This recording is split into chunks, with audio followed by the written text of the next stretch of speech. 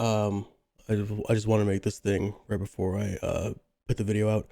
I've been sick for the last 2 weeks, so I'm sorry if my voice sounds a little messed up and I sound a little nasally. But anyway, let's get into the video.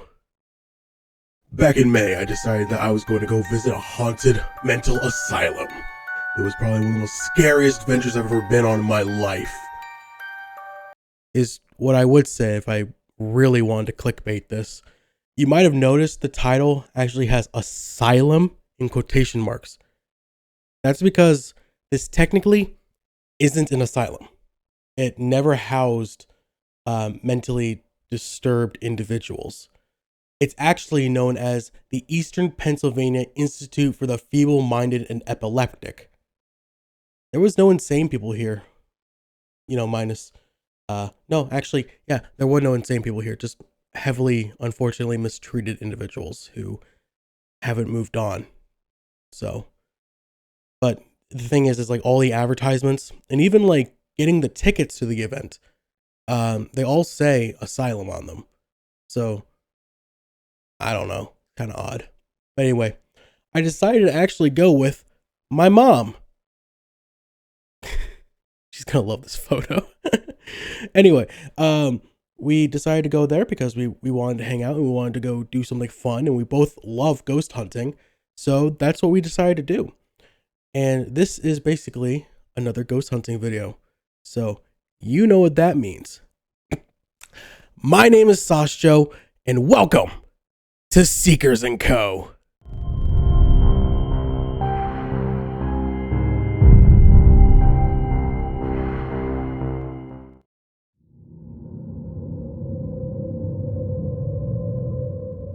This is the administration hall. This is the main entrance to the entire facility.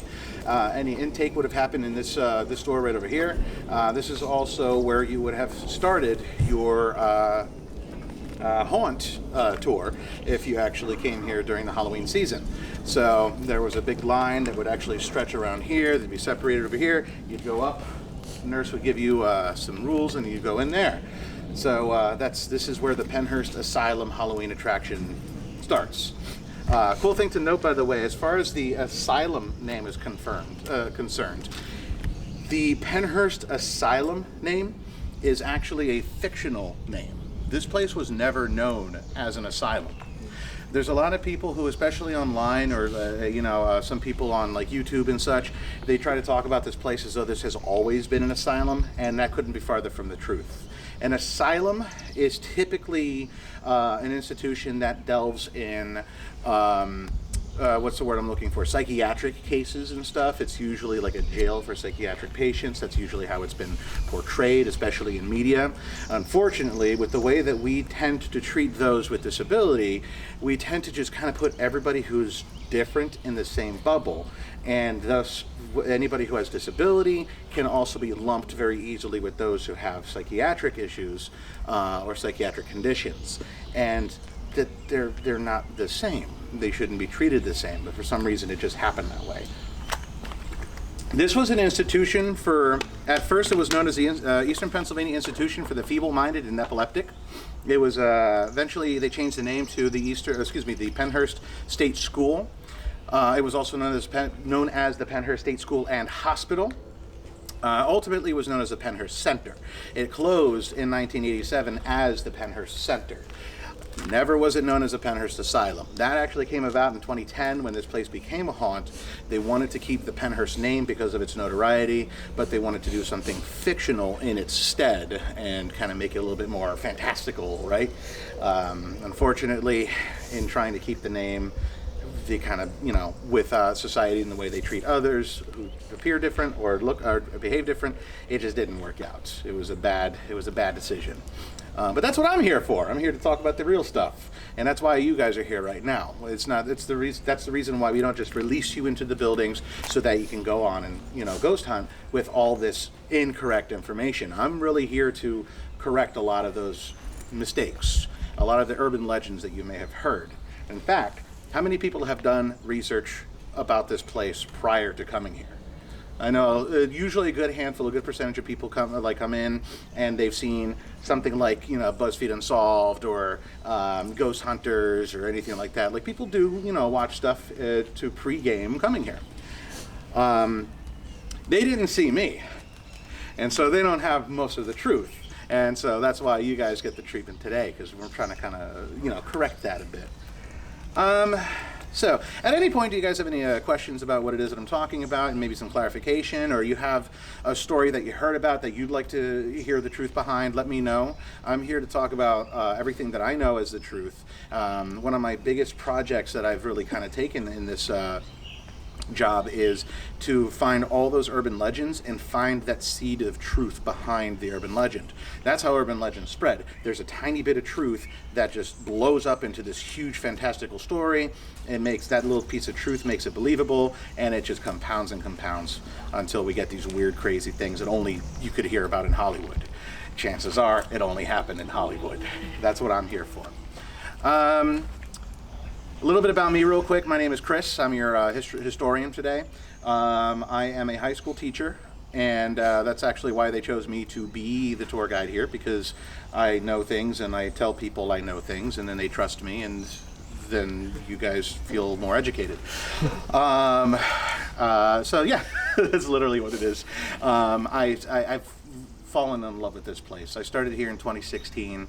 And I've been here every year since. I started as an actor for the Asylum and just kind of fell in love with it. Eventually started asking so many questions that they couldn't answer anymore, and I had to go into the books and find out the answers myself.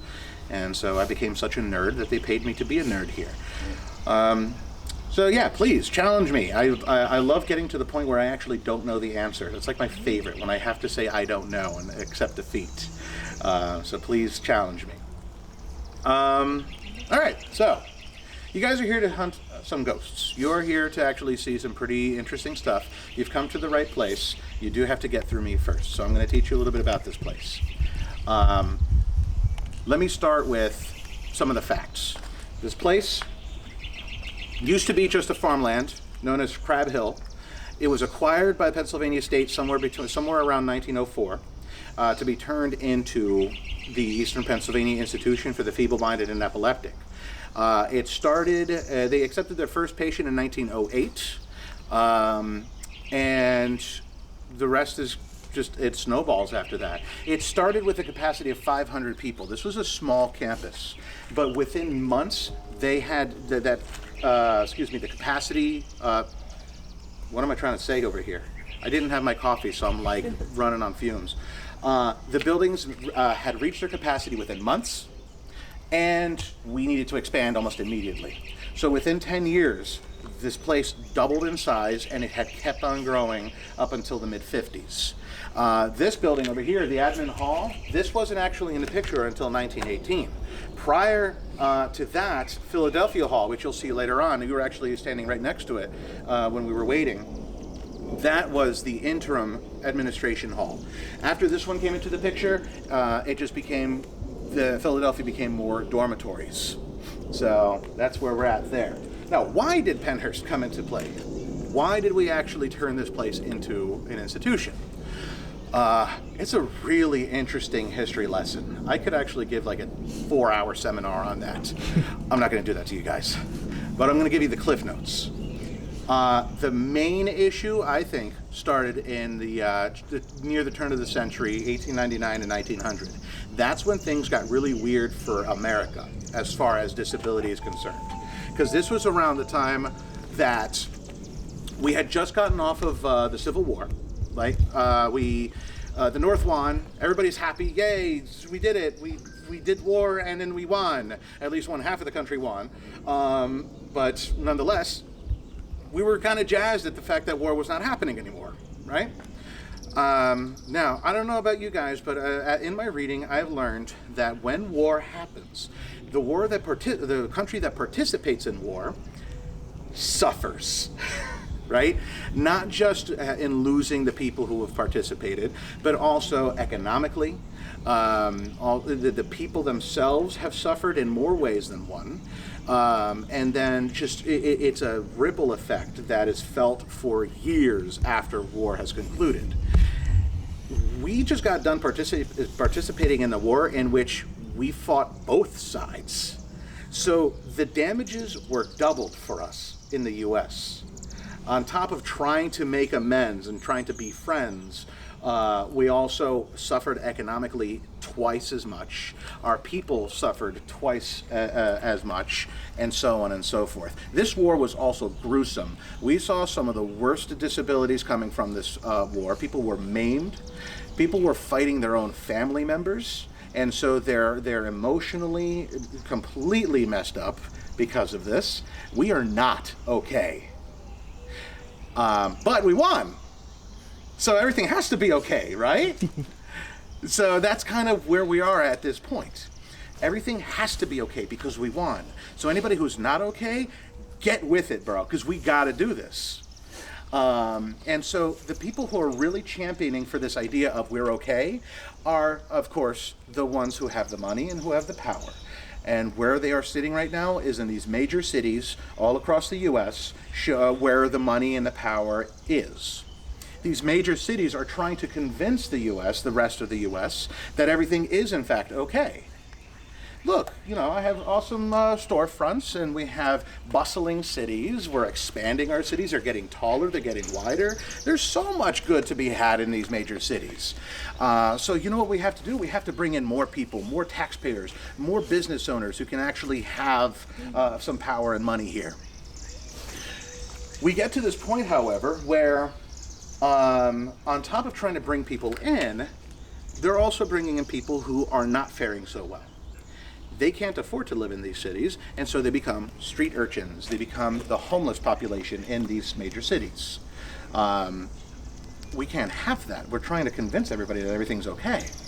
So the rich and powerful get together and say, all right, let's do this. We need to convince future taxpayers and future constituents that this city is clean, that this city is worth bringing their money into. If they come in and they see all the homeless people in the alleyways and stuff, it's going to look really bad for us.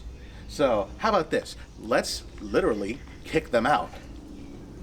And so San Francisco is the first city that does this. They actually draft a bill where they make it so that if you appear homeless or if you appear poor, in poverty, you can't be here anymore. It literally states if you are visibly impoverished, they will remove you from the streets. This is enforced by the police. So average policeman becomes the judge, jury, and executioner of this new law. If you are visibly impoverished, that means if you look poor. Just if you look poor. I don't know about you, but if you've ever had a bad hair day, or you just wanted to go to the gas station with your sweats on, that can't happen anymore. If you made a mistake and chose to go out not appearing at your best, you run the risk of being taken away and sent to jail for looking poor. Tell you what though, this new law cleans up the streets very nicely. The penal system actually gets hit so hard that jails are saying, we got to kick people out. There's not enough room. So we look at this law and we say, okay, hold on a second. If you do end up here, but you just look poor, but you aren't actually poor, then we'll send you back. You know how to make money. You know how to be good constituents and good taxpayers. So just go out, clean yourself up. Let's not do that again. If you actually are poor, then you get sent to an almshouse, also known as a poorhouse. An almshouse is where you go because you are poor, but we can still put you to work. And that way we can kind of make some money off of you, right? To pay for the almshouse, to pay for the food that we're going to feed you and all that stuff. Now what happens to all the people who cannot work in the almshouse? These people are now branded as those who are a burden to society because they can't even make the money back that they are taking from the state. They're disabled, intellectually or physically. The reason why they're poor is because they are disabled. They can't work in a industrious society such as ours. If you can't make with your hands, you don't belong in America at this point. If you are in an almshouse where we have to put you to work and you can't do that, you are nothing but a burden to us. And so we have to kick them out of the almshouse too. Where else are they supposed to go? They go to an institution. This is the Eastern Pennsylvania Institution for the Feeble-Minded and Epileptic. It's called that because there's also a Western institution. That actually still stands today. It's known as the Polk Center in Polk County, Pennsylvania. Has anybody ever heard that one? Now, an interesting thing about Polk County is that this one over here, this closed down in 1987. Polk County, Pennsylvania, they actually closed their institution down. You guys want to take a guess as to when they closed down? Last year. Ooh. Do you guys read up on this already? No. Yeah, they closed down last year. Within the last 2 years. Within the last 2 years, they had closed down. And they were waiting for their patients to age out of the program. Nonetheless, we finally in Pennsylvania can say that we no longer institutionalize. Not in 1987, however, in 2022, 2023. That's depressing to think about, first off. But it all started with this idea of if you look poor, there must be something wrong with you. Oh, look, there are people who cannot produce. There's no value in this kind of person. So we have to do something with them. We can't force them to make stuff. So we have to put them in here and figure out what's going on. And this is where the problem starts. You guys have any questions so far? I do a lot of talking. I want to make sure you have your own say or questions and stuff like that. I'm also a teacher, by the way, so if you just raise your hand or you just interrupt me, I teach 11th graders. I understand rudeness. It's fine. No. Do you guys have any questions or anything? Good so far? Okay. Let's go on and take a look at some other buildings over here, and let's just continue. Be sad when we saw people rolling up during the dead stream and seeing that they weren't here. So that was kind of funny. I'm talking about the band Motionless in White. They actually came here and did a live stream a couple of years during COVID, and it was very popular. It did very good. I have a family member who actually is in a metal band. I'm trying to get him to come here, but he's over in Allegheny County. That's all he wants to do over there right now. It's a good spot for metal. What's that? It's a good spot for metal. Right? It just especially anything with like a hard sound, industrial even, like this. Come on, this place is it speaks for itself. So anyway, these barrels are really loud today. This building that we just came across over here, this is Limerick Hall. Limerick Hall actually is mirror image to Mayflower Hall, the building you guys were next to earlier. That means that once you explore Mayflower Hall, you're going to understand how Limerick Hall is also kind of laid out, with the only difference being that on the first floor, one of the ward areas is completely opened up, and it has a carpet down. This is where we have our visitor center. So Limerick Hall is where the visitor center was. This is also where we have this little like student store kind of thing happening. It's called the canteen. The canteen is where you were able to spend money on things like drink. Damn, you guys are loud. Drinks, snacks, all sorts of different sundries. You were able to just, there was even a cigarette vending machine in this thing. And it was the one with the little pull tabs. And so you put a quarter in, you pull the tab, and it pops out, right? So that's in there. Cool thing about the canteen, by the way, is they also accepted this almost like Monopoly dollar that's known as a Pennhurst script dollar. It was actually printed here because we had our own printing press. This was designed as like a way to give the patients some form of like, what's the word I'm looking for? Reward for good behavior and stuff. There were $1 bills, $5 bills, and I think there were $10 bills as well. And so they would receive this Monopoly money that they could then redeem at the canteen. It was a way for them to not only, consider doing good deeds and such, but also to teach them economy. They would actually be able to break change and learn how that works, learn how to participate in spending money and such. So that happened over in Limerick Hall. Let's see here. I'm trying to think if there's anything else I should mention at this point. You guys good so far? Any questions, concerns? Yeah? All right. Let's continue moving a little bit. That is what used to be the hospital. The hospital, unfortunately, just recently had to come down. We're trying to petition as much as we can to keep as many of these buildings open as possible, or like to keep them standing. But there are some buildings that are just very not good. The hospital, unfortunately, is one of them. But every time we take a step further into the hospital, we're like, can we save it? Can we save it? Can we save it? We have one of our managers over here. She's actually told us that she is willing to chain herself to a building if it means saving it. She almost did that to the hospital. But we finally relented on that portion because we saw just how poor it was. If you see a metal roof on any of the buildings around you, that means that we're choosing to keep them. So most everything that you see around you right over here is being kept. Mayflower still has its original slate shingles on it. And then the Pennhurst Asylum, or the Administration Hall, that has a nice looking roof on it. That was the only building that's been fully re-roofed. Actually, no, excuse me. The first building that was fully re-roofed. Devon is the other one that's been fully re-roofed. So, I mentioned the hospital. This is usually where I get like a couple questions, especially for my thrill seekers. You guys have any questions for me about the hospital? How haunted is it? Huh? How haunted is it? Yeah. Well, so the infirmary, which is where you're going to be going tonight, has been pretty nice. There's been a lot of activity over the last couple of weeks in the infirmary. Some pretty interesting energies specifically. There's going to be an area that you're going to go into, as you should be every time you're ghost hunting, by the way. If you're using, whenever you're communicating with them, if you're receiving energy that's saying, I don't want you here or anything like that, please respect that. That happens a lot in the infirmary. There's especially this one room towards the back where we just keep on getting kicked out. They really don't want to talk. And that's a big one back there. So the infirmary's been very hot. Now, when I talk about the hospital, I usually do get some other questions like, hey, did people die here? Of course. It's a hospital, right? Also consider that I never got to the actual numbers, but this place had expanded so much that towards the mid-50s, this place had about 3,500 people at one point.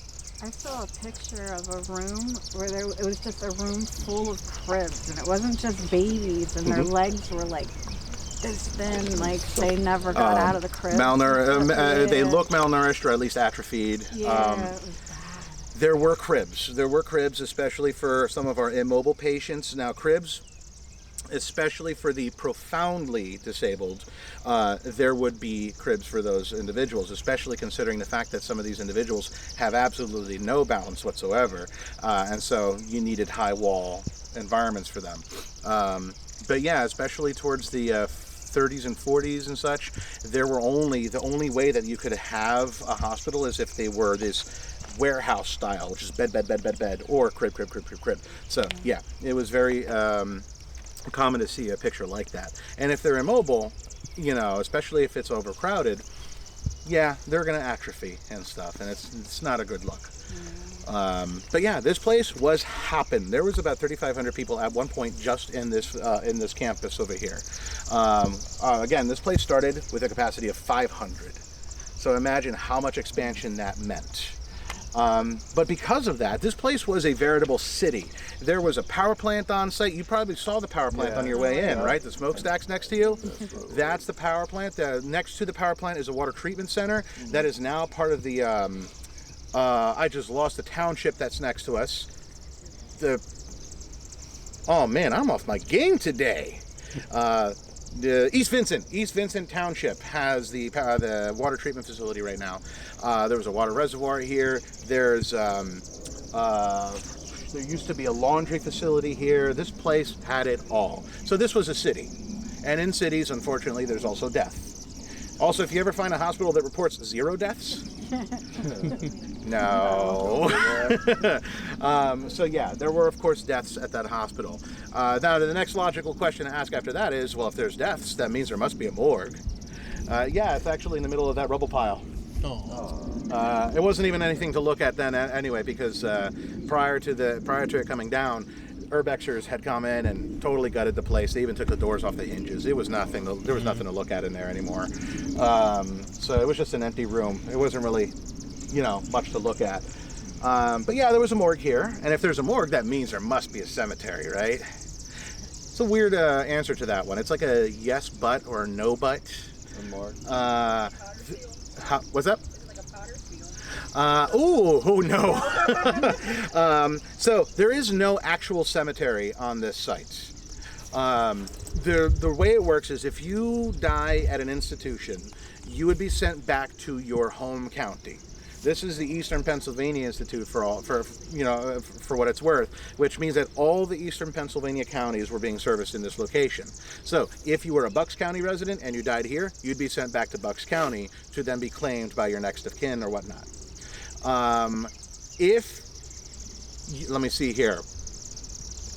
The only reason why you would have stayed here is during the Great Pandemic of 1918. Now, if you guys remember, just a couple years ago, we kind of did the same thing. The COVID pandemic hit, and this was around the time when we had no idea what the hell was going on. All we knew was that we had to wash our hands and stop breathing. You guys remember that moment? Yeah. And we were like, can I touch plastic or is it steel? It was weird.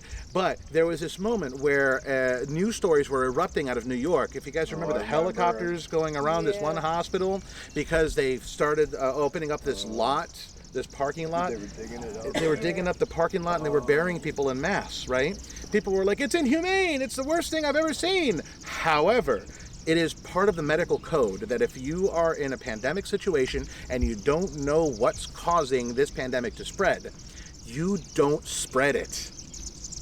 And so that means that if you die with pandemic, not because of the pandemic, but if you die with pandemic, you stay. And that's what they did in New York just a couple years ago. That's what they did in all hospitals and institutions 100 years ago too. With the Great Pandemic of 1918, also known as the Spanish flu, we kept the bodies here. Thankfully, I think only 13 bodies are here. They're just buried off campus, but they are here in an unmarked plot. That's how it is. That's how it's been. That's how it'll always be. By the way, I call it the Great Pandemic of 1918, not the Spanish flu. You guys hear about why I'm trying to avoid Spanish flu? Because of the name. Because of the name? It's actually kind of cringe once you know the whole story. Don't call it the Spanish flu. Don't do that. Because it actually has the same exact energy as, if you guys remember, there was a group of people who tried to call COVID the China flu or the Chinese flu. Now here's the thing.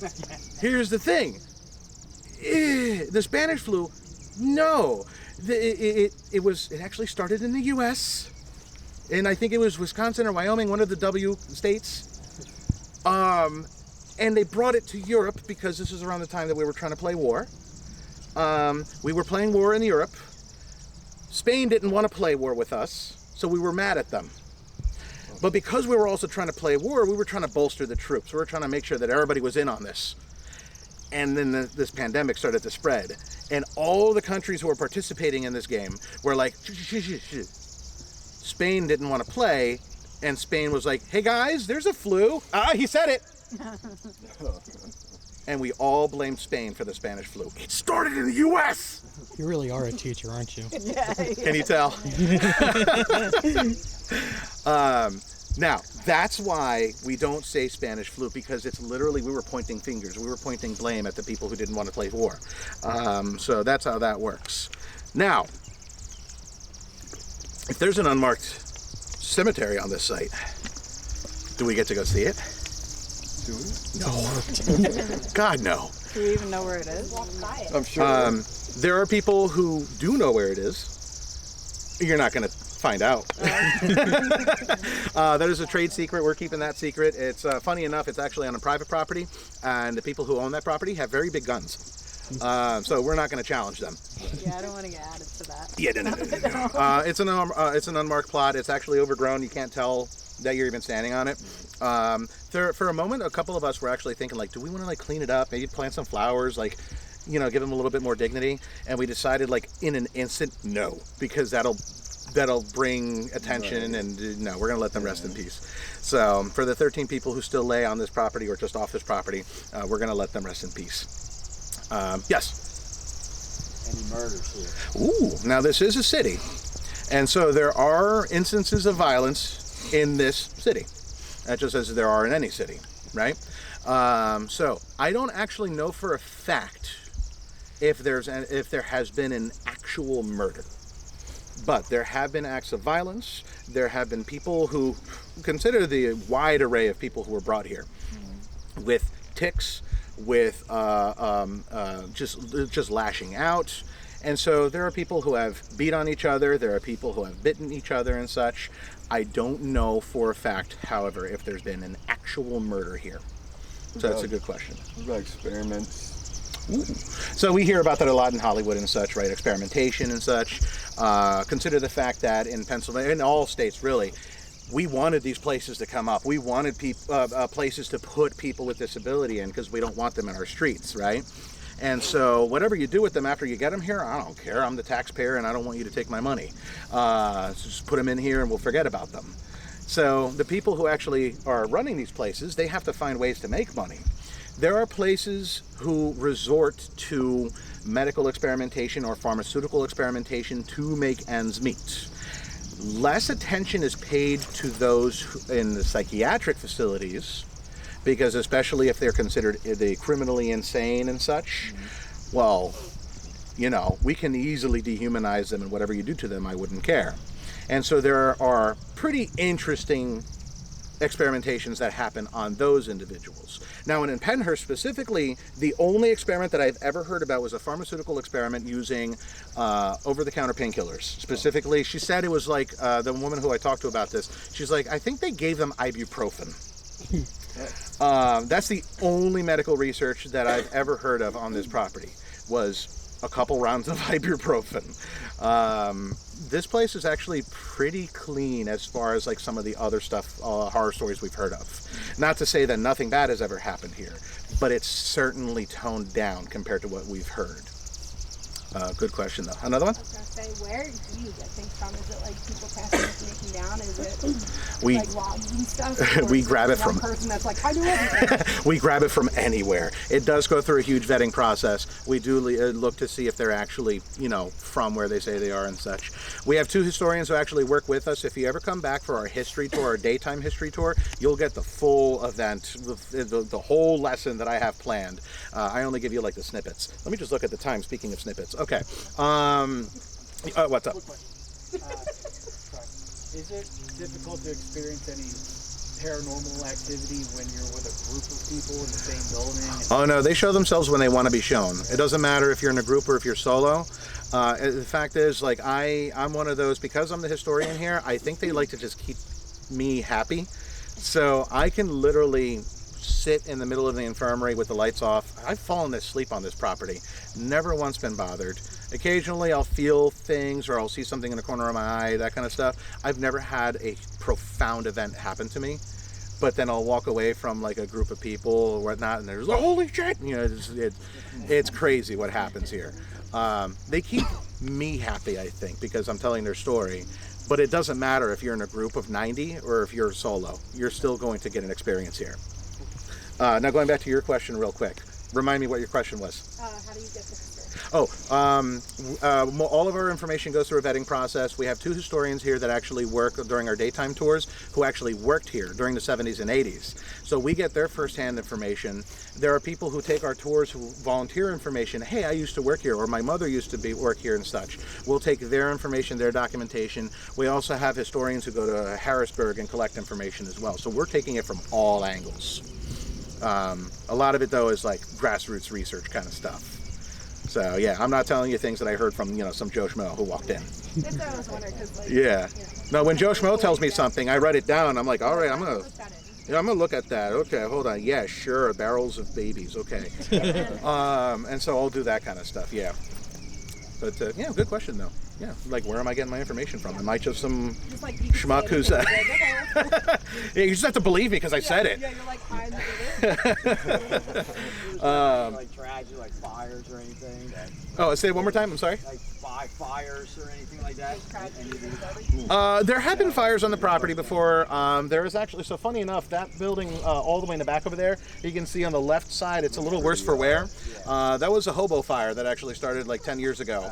But it was like one of those the what do you call it, the 55-gallon drum with the fire, like that thing. That was what happened over there. It just got a little out of hand. There have been fires on the property before. As far as I'm aware, they have been mainly contained. There is an actual Penhurst Fire Department, so they had their own fire truck as well. What's that? Are there any motion pictures they're allowed to film here or anything like that for movies? Yeah, do they, any major movies? Actually, a major movie was just filmed not too long ago, released, I think, last year. On top of that, we have a motion picture directed by Michael Rooker. You guys know that name? Oh. Yeah. If you're not familiar with the name, you know the dude. He's the blue guy from Guardians of the Galaxy, Yondu. I'm Mary Poppins, y'all. That guy. He also is the dad, The Walking Dead. He's Merle in The Walking Dead. He's also the dad in Mallrats. The one who, like, I think owns the mall. It's been so long. He's the dad in Mallrats too. He's a popular dude. Like, we know him. He actually had directed a film here. It's called The Lost Episode. And it was supposed to be ghost hunters like yourselves who come here and bite off a little bit more than they can chew. Horribly acted. Yeah. Worst movie I've ever seen in my life. We sell copies in our merch booth. Oh, that's a glowing endorsement. It's definitely worth a hate watch. I will tell you that right now. It's worth a hate watch. The last episode or The Lost Episode. The Lost Episode. I think it might be on Amazon. I could be wrong, but I'm just going to say, because I'm also a salesperson, why not get a hard copy for $5? It does go to our reshingling Mayflower. So that's my salesperson pitch. So let's move a little bit just to get the blood going. Let's see a couple more spots. So at this point in the tour, it actually started raining a lot heavier, so I stopped recording. Also, we started talking about a one Mr. Eugene Eddix. If you catch my drift, that unfortunately also happened here. Yeah, that was one of these type of facilities where they openly practice that kind of stuff. It's quite sickening. So let's fast forward to where we begin our haunt, in the infamous Quaker House. It's where they housed all their individuals who were the most unruly, to put it nicely, including a man who did some horrible things to some children and women by the name of Skippy. I don't know how you can do something like that with that kind of name. Like, yeah, but still. Let's get into this hunt.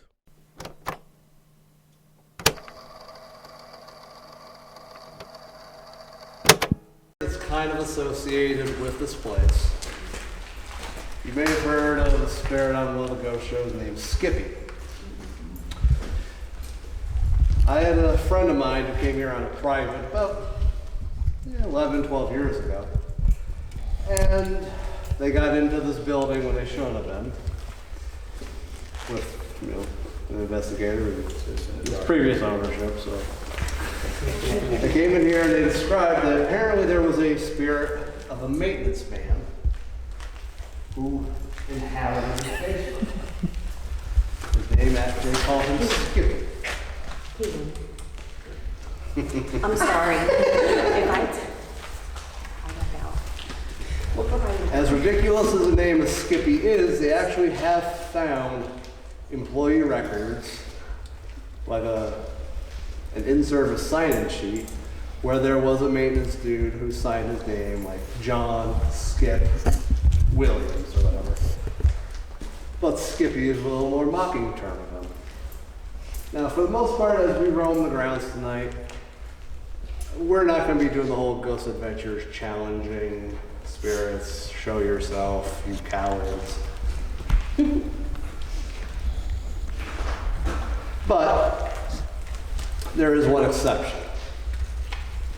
Skippy supposedly hurt kids. Now, what type of hurting? Did he just beat on them? Did he do worse? The feeling is he did worse. And so they were down here and they were giving him the business. Full on, you're a rapist, piece of shit. Da, da, da, da, da, da, da, da.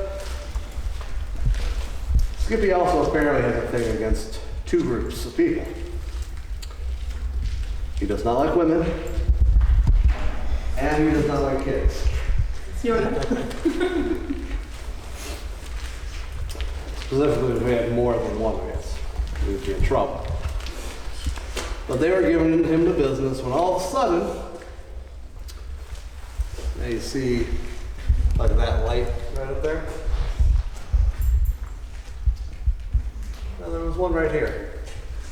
The light bulb smashed as my friend was standing right by here and rained stuff down upon her, and then the whole thing.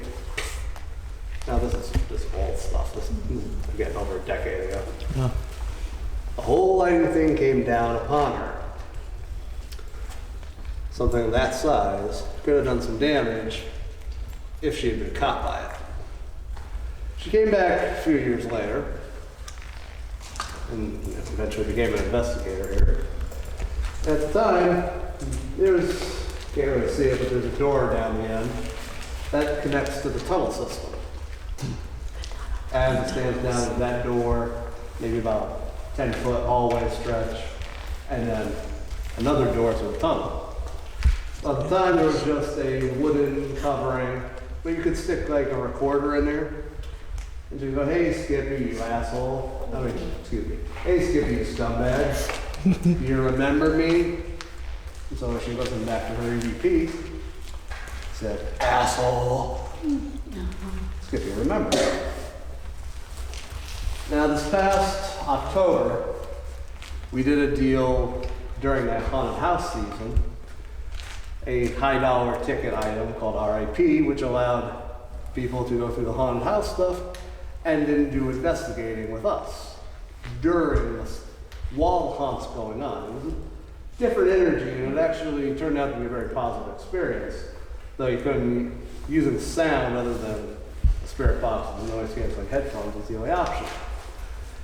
So I told my group all that, and so they naturally went, "Hey, Skippy, you're an asshole," and they just, "Yeah, hey, you're a jerk." Okay, they're saying a lot worse than that. "But you're young, I shouldn't tell all those words around you." Yeah, you know already. But the person doing this, we had a person doing the Estes method, which is the spirit box with the headphones, was going, "Shut up, you're an asshole, filthy whores." It was saying all this stuff back of Skippy was not happy with us.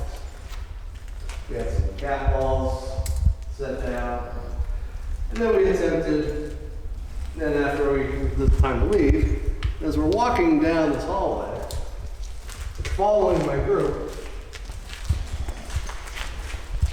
all of a sudden from that corner thing, we start hearing the sound of something bouncing.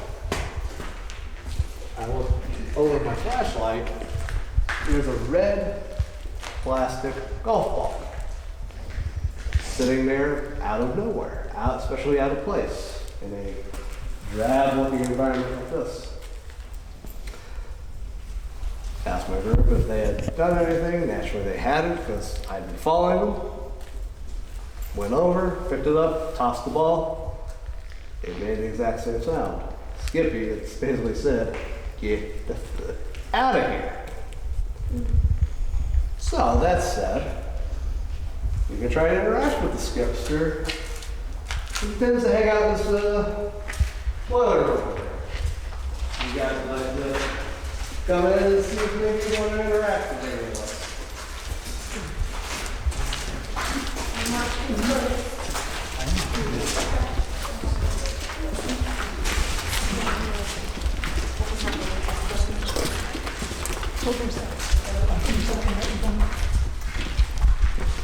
Secret bucket.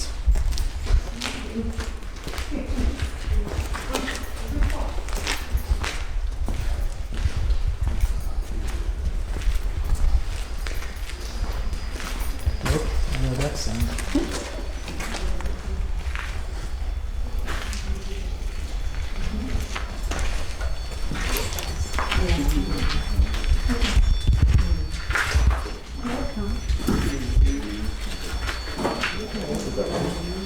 Hey, take a seat, everyone.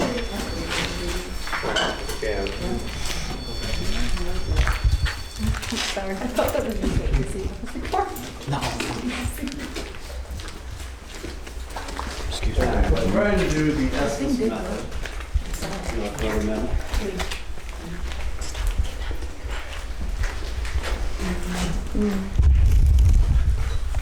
The essence method works by putting in the earplugs. And hopefully the person can't really hear us asking questions. And then if you can make out anything, say it. Let me just- yeah, hopefully that'll be a good rate. Okay, throw them in. What is?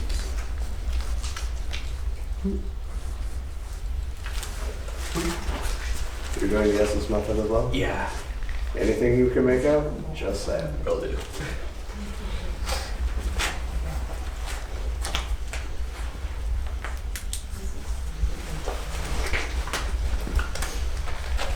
Is there anyone here with us tonight that would like to talk with us? You can talk through these spirit boxes, light up the devices that we're holding, or you could touch that antenna there.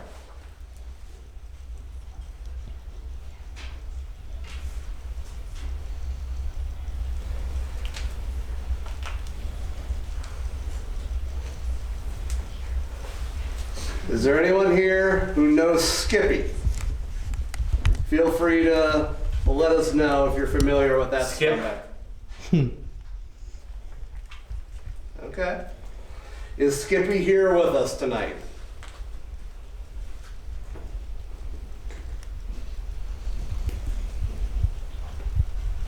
Remember. Do you remember me or anyone else that's here tonight? Ridicule. Yes, that's what we do to Skippy. In my opinion, he's very deserving of any ridicule that he gets. You worthless peasants. Jeez. Okay. It's not very nice. All right. I can sense that you're not happy to have anyone here with you tonight. Is that true?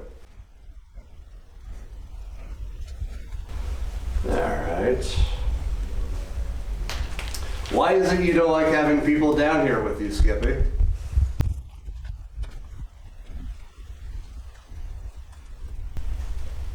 Is there someone in particular you're not happy to see down here?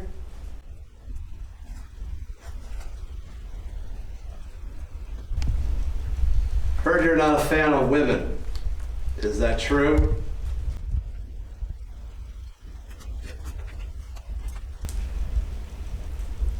I keep hearing growling noises. Okay. Guess that's one way of trying to tell us to go away. Alright, we're gonna try and do a little thing. I have to, got the fancy name, the number game. I'm gonna throw out a number. I'm gonna start with 1. So, next person. 2. 10. Father. Alright, 1, 2. Someone say 2. 2. 3. 4. 5. 6. 7. 8. 9. 10. Alright. So we've all said numbers. Say the number of the person that you're next to or you're most annoyed by. What? Yeah, I did. I can't hear. Wait, he has the headphones in, doesn't he? And he said a number. He did say a I number. don't know what he said. He said 8, I think. You turn up the volume if you need to. Okay, I can barely hear you. Oh, that thing's going off. I've had it. You don't like having guests down here with you, Skip? Yeah, maybe if you hadn't been such a scumbag, you wouldn't have so many guests coming to see you. You're the one to blame? Maybe. Okay. What's that about? Yeah, I guess I rile out things, but personally, I think you're kind of responsible, Skip. Why did you do what you did?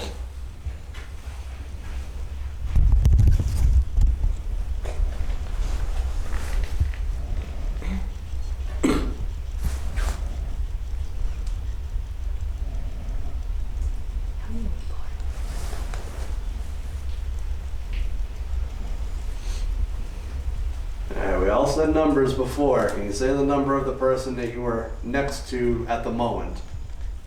2. Who's 2? Run. I don't think so. Nah, I don't think we are going to. Why should we run? South. Great. Anybody got a compass? I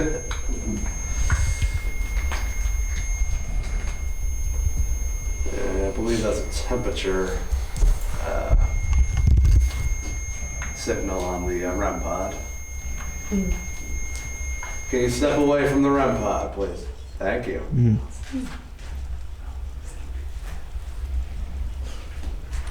Why are you still here, Skip?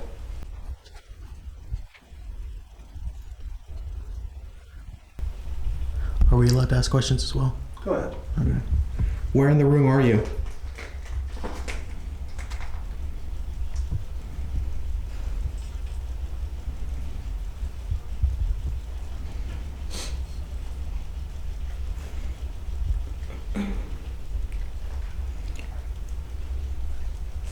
Can you touch the red? Freaked out. Oh.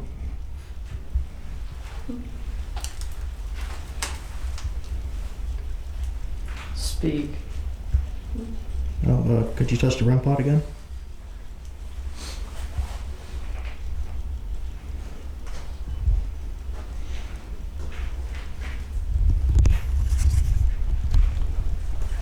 Never mind. Okay.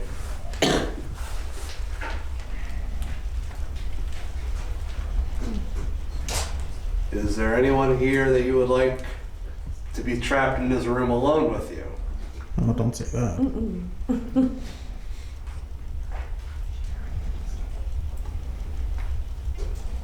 No, we did say numbers before.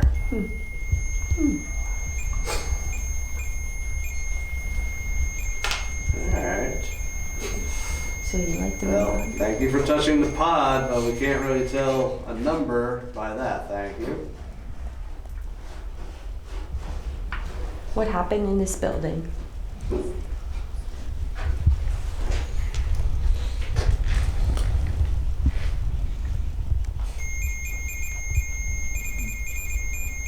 Oh, fuck off. It does sound like state work.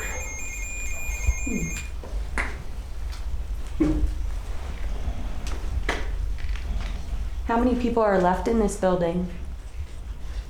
Since day one.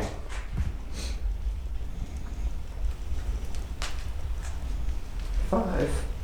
5. Is that including you?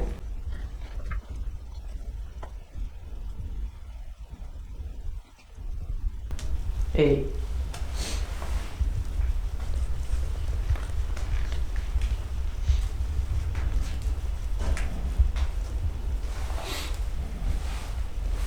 Do you feel bad for what you did? Die. Okay.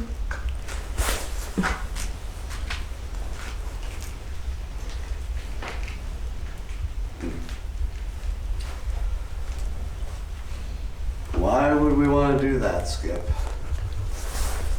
Did you say that because she's a woman? I hate. Horrifying.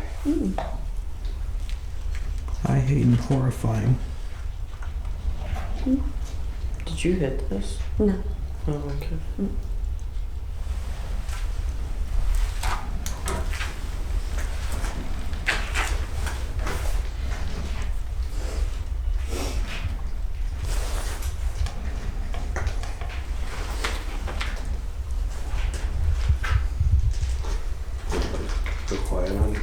No. From my estimation, I think he has that opinion of women because he wasn't ever really good enough to find a woman to want to be interested in him. And so he took it on children, right? Yeah, big old power trip. Is that what it is, Skip? Is it a power trip?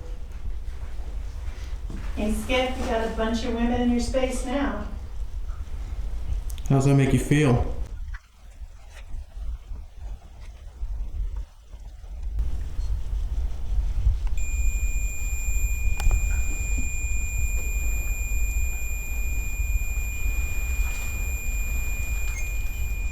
Why don't you really touch that instead of just playing with the temperature?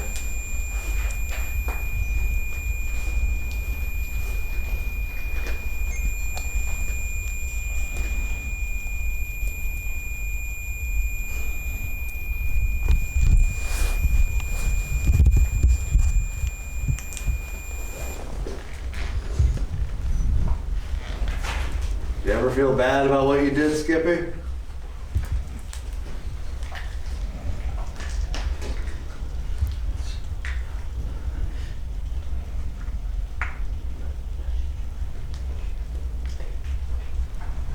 Stay.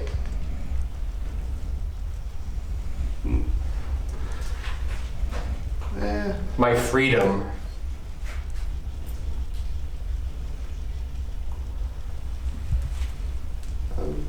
Why is it that you're still here? Frank. Okay, maybe it's Frank you're here for. Who's Frank? Why stay here when you can go anywhere else in the world? Hold on.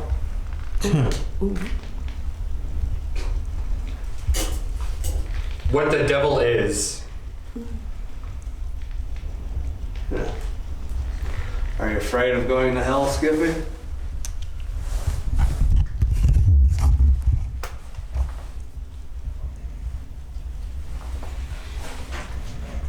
That's the fun part.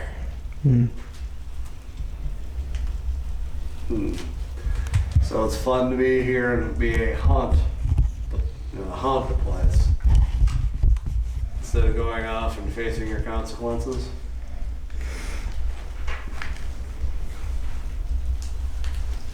Get out of.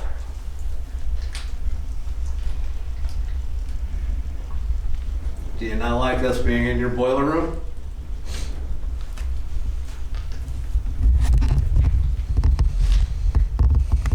If you want us to leave, make that device turn green.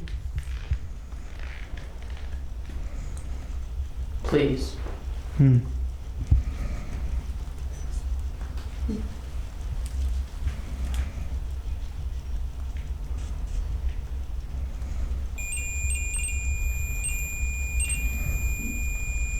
it turn green? Can it turn green? Grab it harder.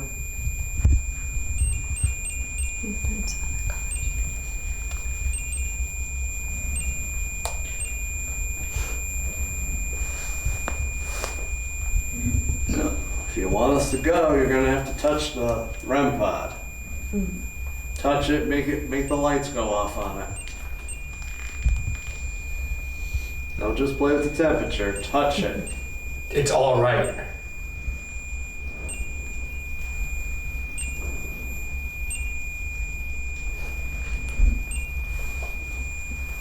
If you're so powerful, make it light up.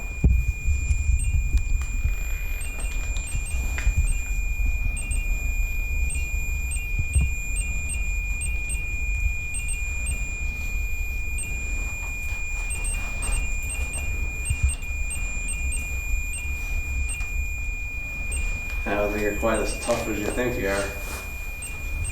Show us that you have some strength. Touch, make that light go off.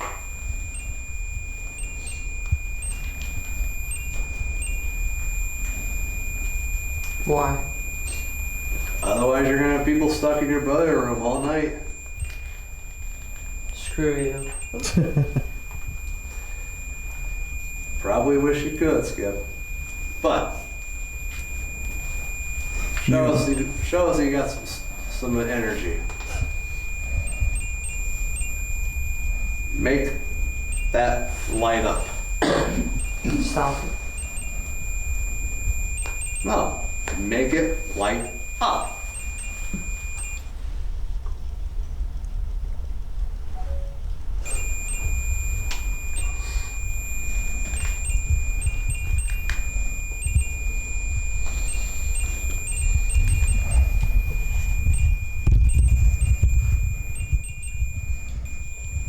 You should apologize to all the people you hurt.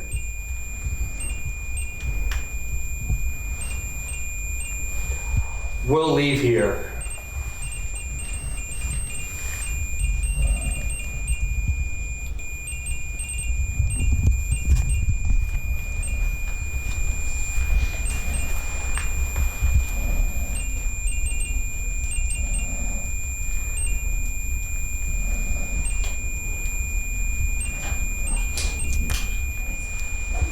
Alright guys, I think we'll head up to the first floor so you can get this a little more of the place.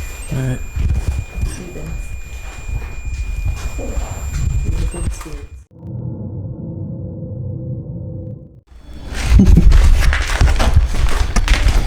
Can I get you to come walking down that hallway?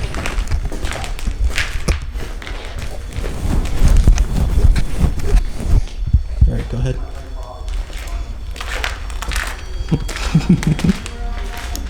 Thank you.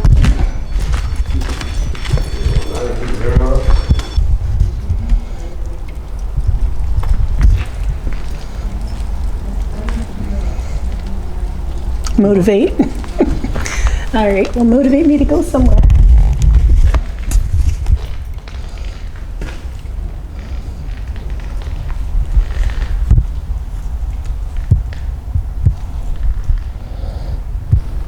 You gotta talk fast. I only have 60% battery.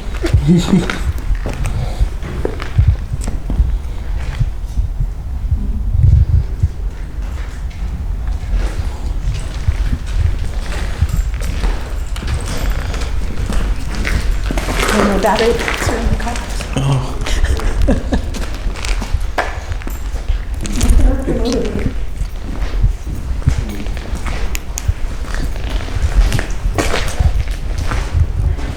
Is there anybody here? Anybody want to talk? Dawn. Dawn.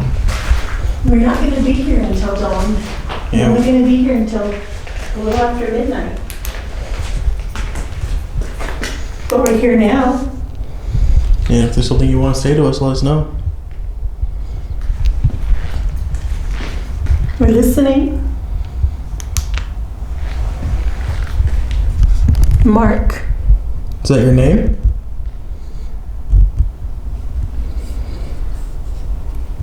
Well, hello, Mark, if that's your name.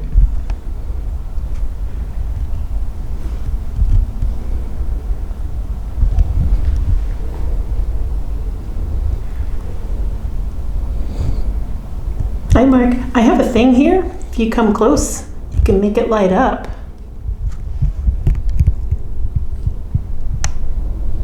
Easy. It is easy. You don't have to even touch it. You just have to get near it.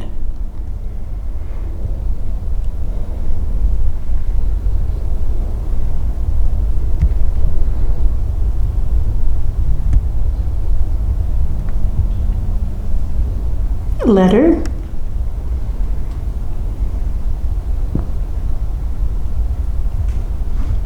I don't know what letter means. What do you mean by that, Mark?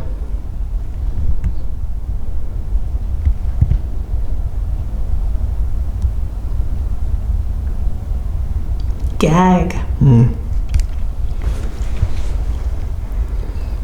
Did they gag you while you were here?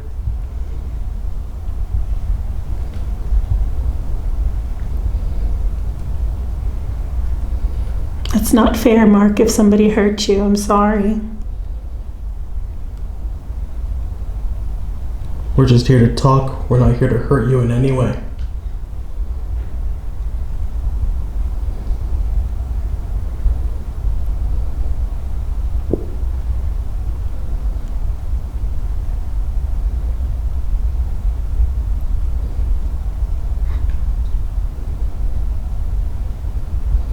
Maybe there's something we can rest that on. The thing, yep. Yeah. Hey Mark, there's a table here. I'm just gonna put, oh, hold on. I'm gonna put it down because we're touching it and doing stuff. Key, okay? Okay. In case you need a little space, go ahead. So all you have to do is go near it, Mark. Yep, touching it. Well, touching it is the key if you want to talk.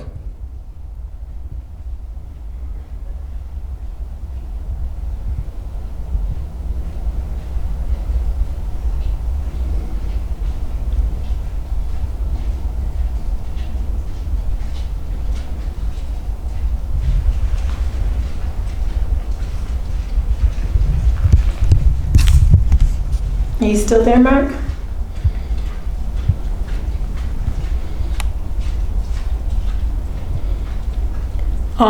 You are?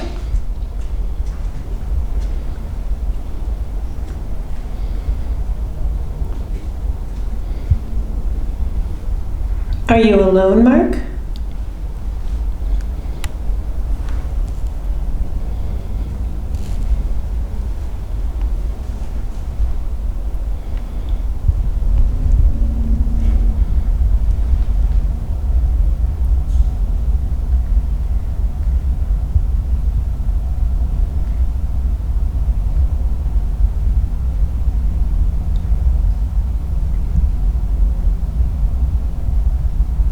Mark, do you know how many are here?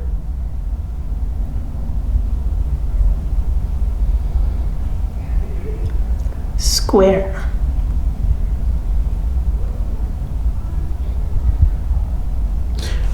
I mean, technically that thing is a square.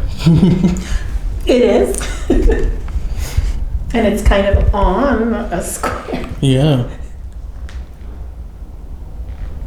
Or did you hear the person remain? Oh.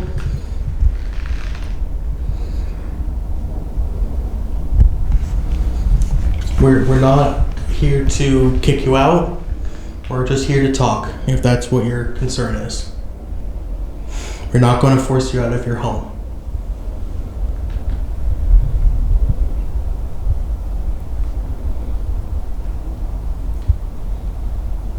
And if you are talking about us remaining, we cannot. We're only here for a limited amount of time.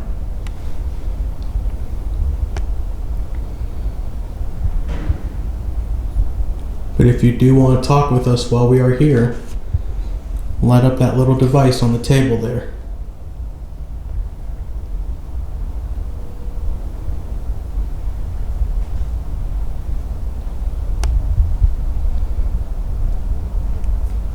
Raise.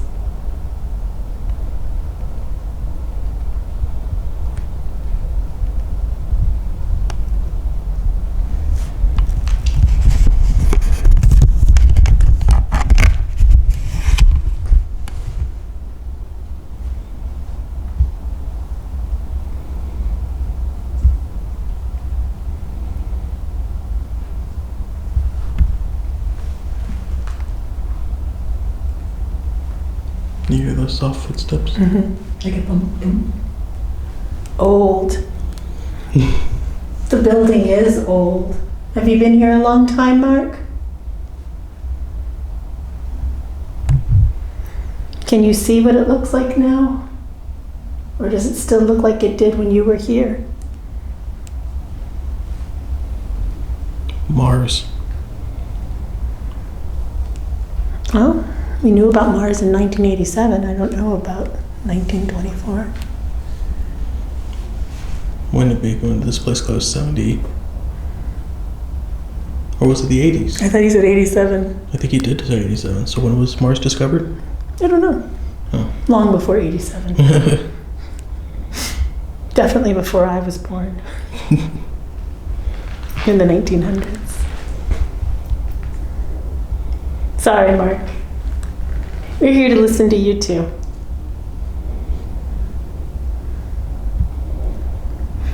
Or are you saying that this place looks like Mars? It's all pitted, faded, lots of rust, red stuff.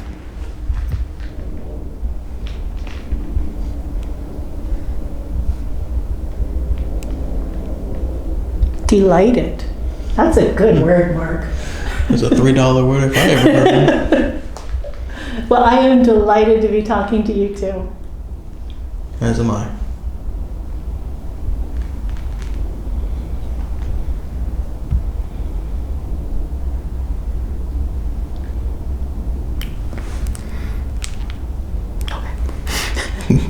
It's like, Mark, did you turn off my phone?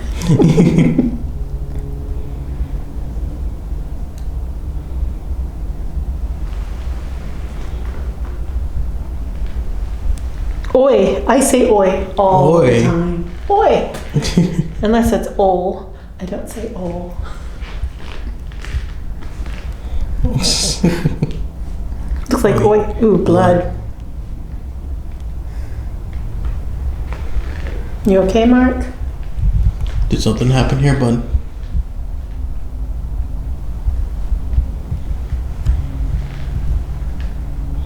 They can't hurt you anymore. If they did, it's done.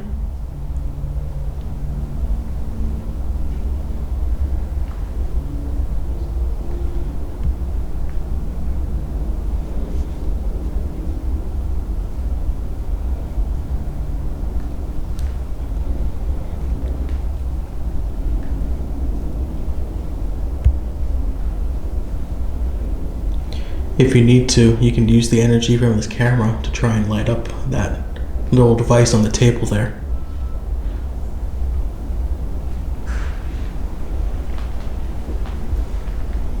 Medium? Yep. Yep. Close. Yes, he is close. He's right there. Hey guys, we're going to be heading to our next location. All right. All right, Mark. Thank you. Thank you, Mark. Appreciate the time. So what you're seeing now is footage of the tunnels, and also, yes, I did change into a t-shirt because, oh my god, that sweater is heavy wool knit, and June weather, that ain't it, man. So yeah, welcome to the tunnels. This was the place I was most looking forward to. I don't know what it is about like horror movies and such like that, but like once you enter the tunnels, it's like, ooh, I'm spookied. So please enjoy your stay for a little while. This is actually the part where I get to use the Estes method, where you put on the headphones and you have the spirit box in your hand. So while we're walking around this place, I'm actually, communicating. I'm a vessel for the spirits. I don't know why I'm doing this. But yeah, that was extremely fun. I really enjoyed that, and I want to do that more because that's really fun. So yeah. Alright, let's try this. Take it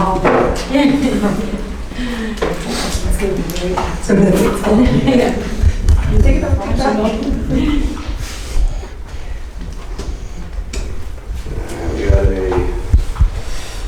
We got you set this down and measure temperature. You can do temperature changes. If you want to try that.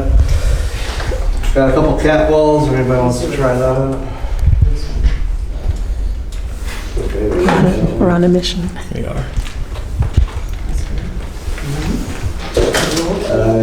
Spirit box here.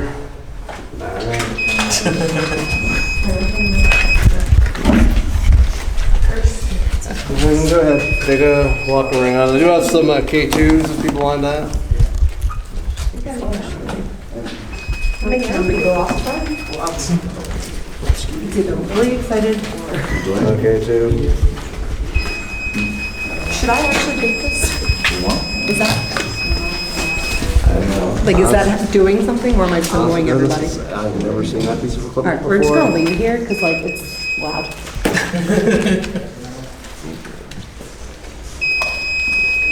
I think it was going off sitting here, so I was trying to see. It's me. So I was just trying to see if there was something. Yes. Sorry. No. Here's my phone. You're like personal space. Is your phone in that pocket? Yeah. Okay. So I'm sorry.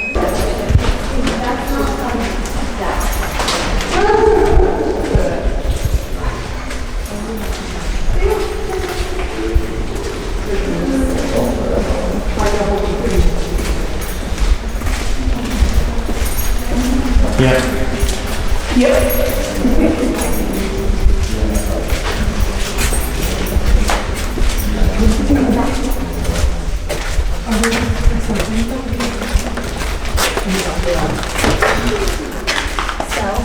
Oh. Oh, sorry. Right out there. Ghosting back there. Ew, what's this? That was a box. You know what? Is that right?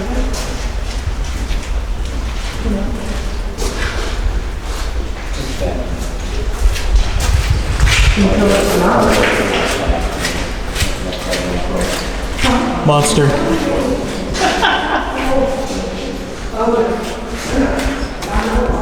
That is true. It is a monster. Here. Hi. Hello. Are you here? Can you hear us? Very wet. A lot of Room.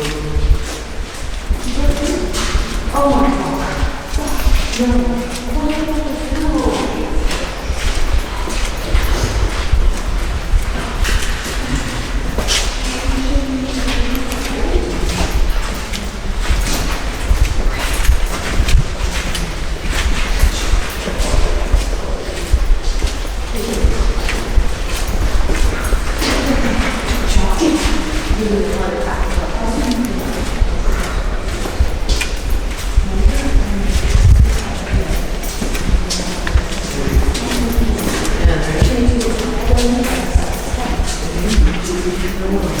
Stay.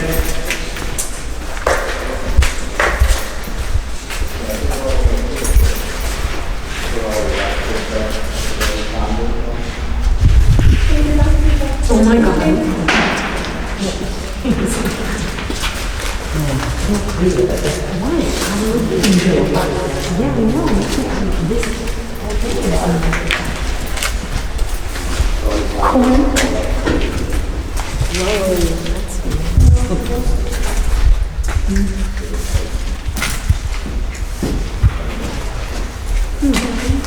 I'll stop taking that.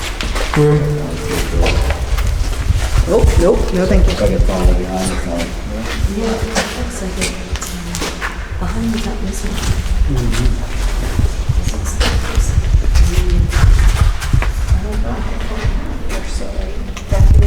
Sleepless. Yeah, but that tunnel one's back there. Careful. This is normal, this is yeah, where you run all the utilities. Does it go far back? No, I think doesn't go far. You can walk all the way behind. I was right there. He's working on his food. All right, I'm gonna breathe. There we go. Wait. Go back. Yeah, they got some newer electrical stuff there, the lighting back there. Yeah, people work back there, they work back. This is just like kind of. Yup. Who's down here?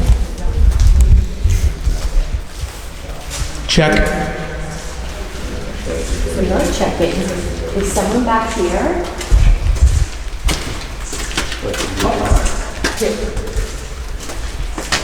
Talk. Okay, my heart. Who's down here?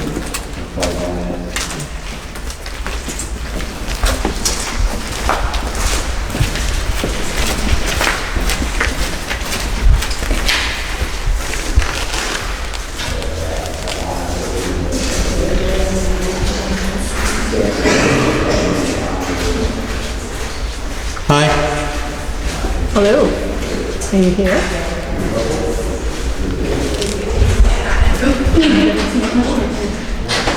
Can you see it?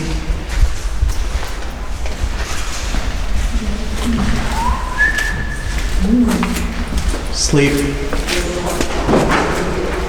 It is about time to go to sleep. I'm a jumper.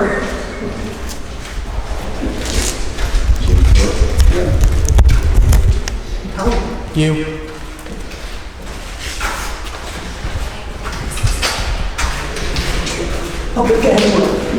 Ugh. I have like a breath.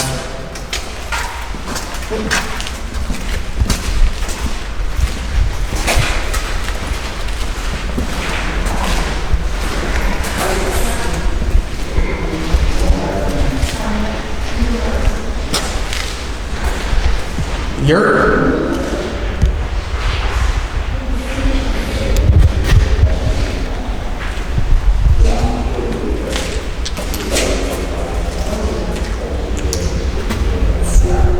Which the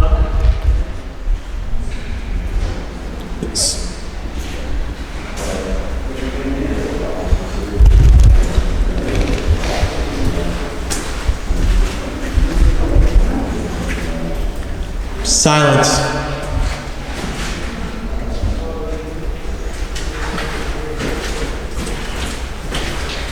Voice.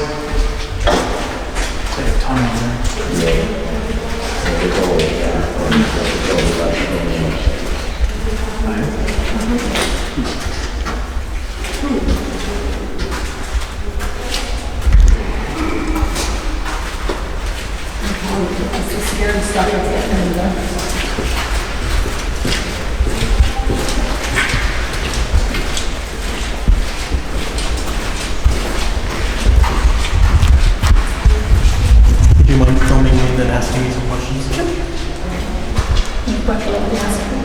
Go on with it. Is it recording already? Yep. You'll edit it out. Alright, we're currently doing the. Hold on, I don't have you. There you go. Sorry. We're doing the Estes method, where I have headphones on, I can't hear anything. So we're just trying to see if we can hear words or not. All right. Do we have anybody here with us? We're in the tunnels. There's lots of graffiti. It's wet down here. Reach. Are you reaching? Reach the top. Okay. We did come from upstairs, and now we're underground. We're under the catwalks. Are you down here with us? There's lots of people down here. It's very noisy. One. Okay. There's one Here. One here. There's one of you here with us. What is your name?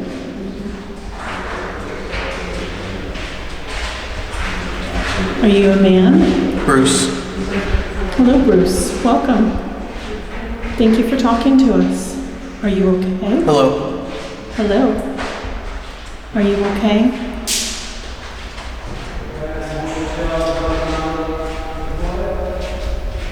Do you get rest here? Do you like it here in the tunnel?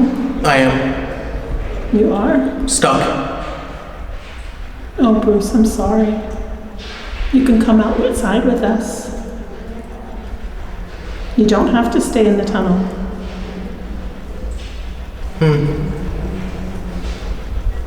It's okay, Bruce.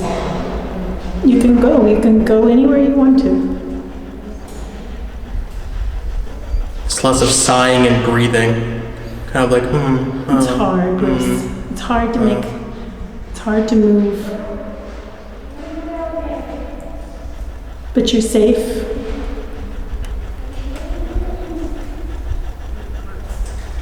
Luke. Is Luke with you? Is Luke a friend?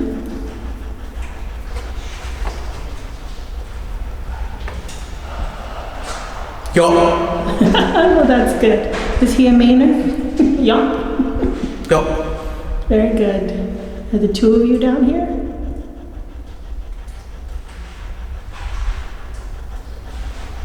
Have you been here long?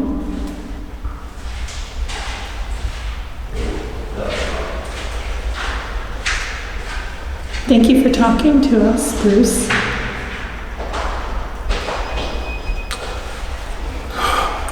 There was like a sound like a scream. Oh, okay. Bruce, do you want us to go?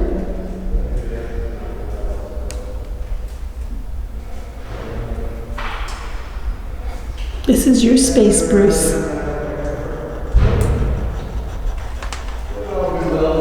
I think we gotta go join the group.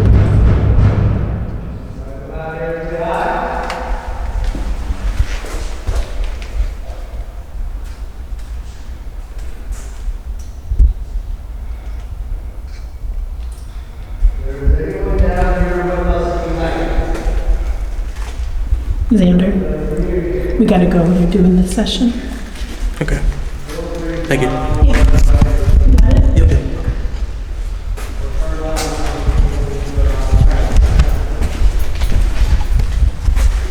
we get anything good? So that was I just ate Chipotle. I was hungry in between takes. I was unfortunately not able to record this one portion. It just completely slipped my mind. But we did a group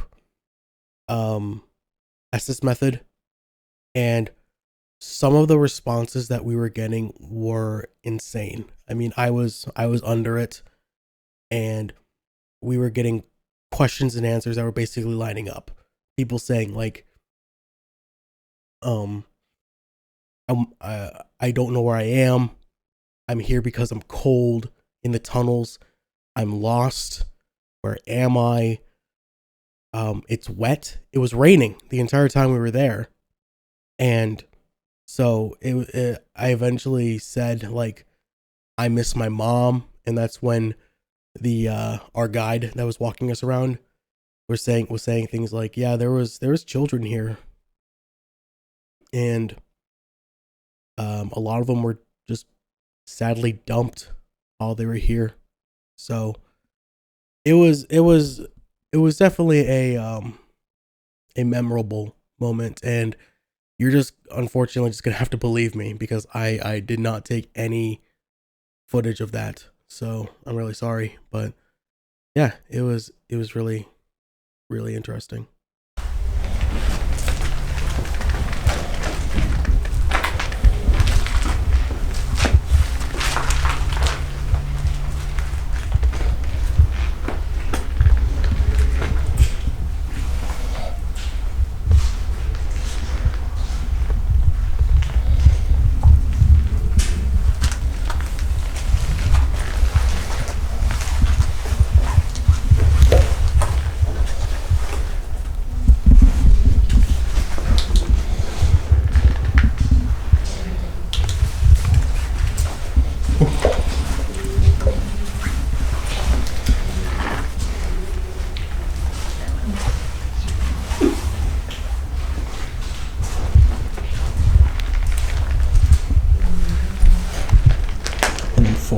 Of actual like storage. Mm-hmm. Okay. Oh my goodness. No, it's good. Keep knocking that over. Do we have anybody here? Hello. Frank, are you in here? Got lots of devices around. You can go over by where the lights are or touch the balls and make them light up.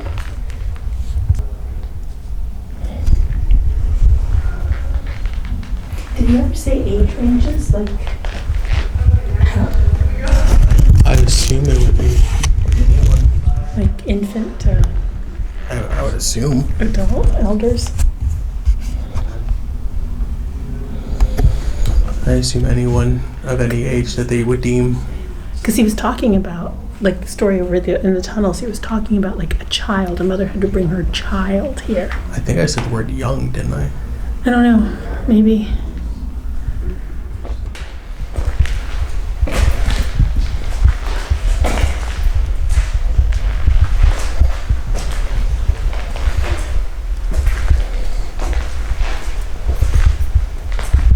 Hey, we used to have one of these at the old house back in that school.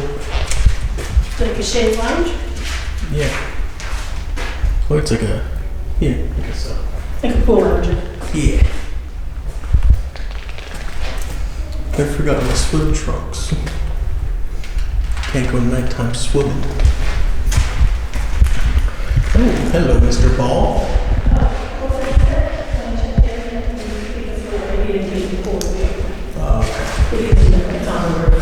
Yeah, that is menacing. It's a good picture. What is it? Just like straight down where it says like that.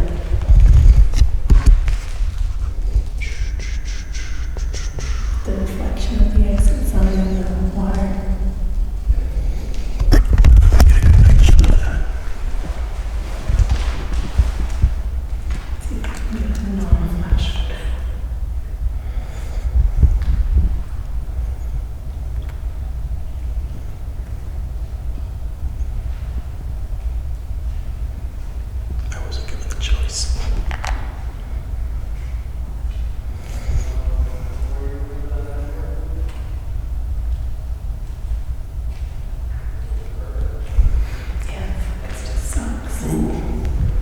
That's good.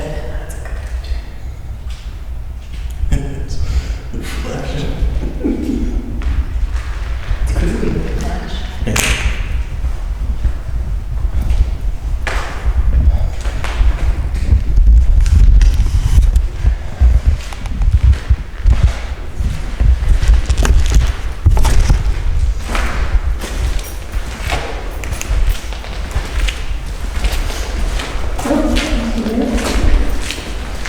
A unicorn. I love unicorns. They're so cute. Holding up my phone that's off as a flashlight. Yeah. Maybe you should stay here. I think this is the place for you. Do I need to stay? It's gonna make me stay. Yes. I don't want to stay. I'm gonna sit in this chair. Did somebody make you stay?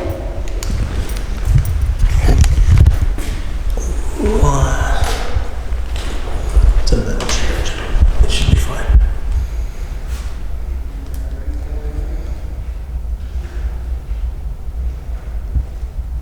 Is there anybody here with us? We have a Frank and a John, Bruce, a Luke.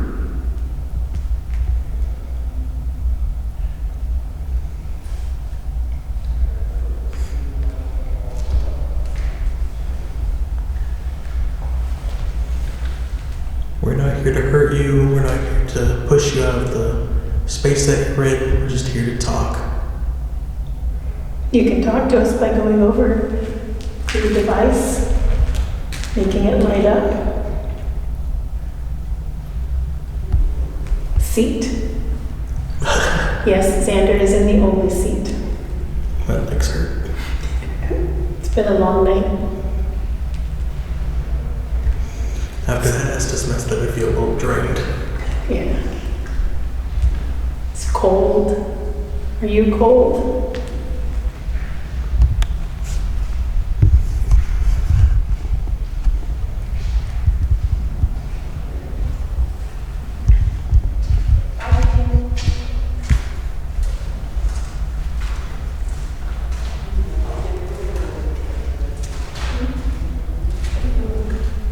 Dust. There's a lot of dust. There is a lot of dust in here. Especially where I put the device. It's in a whole bunch of dust.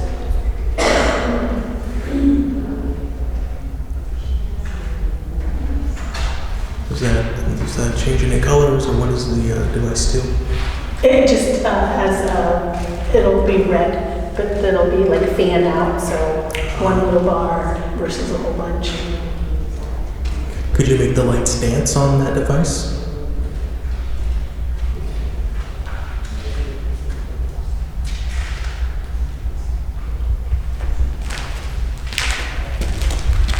This is what it was doing in the tunnels. Oh. Oh, wow. It's up.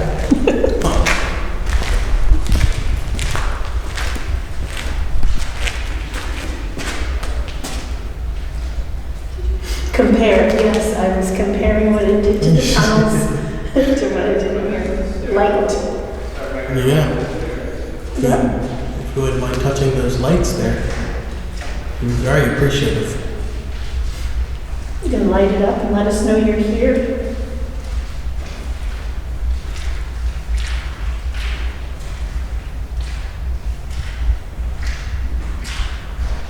What's your name?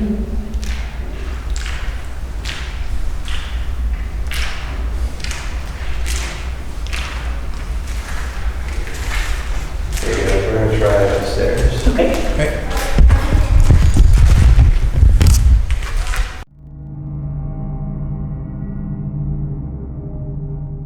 The little children. I think so. That was. Sorry. In 1968, a reporter from Philadelphia by the name of Bill Baldini got a tip that there's some nutty ass shit happening up here. Because previously people were just thought, hey, yeah, this is where you sent the mentally disabled, the handicapped.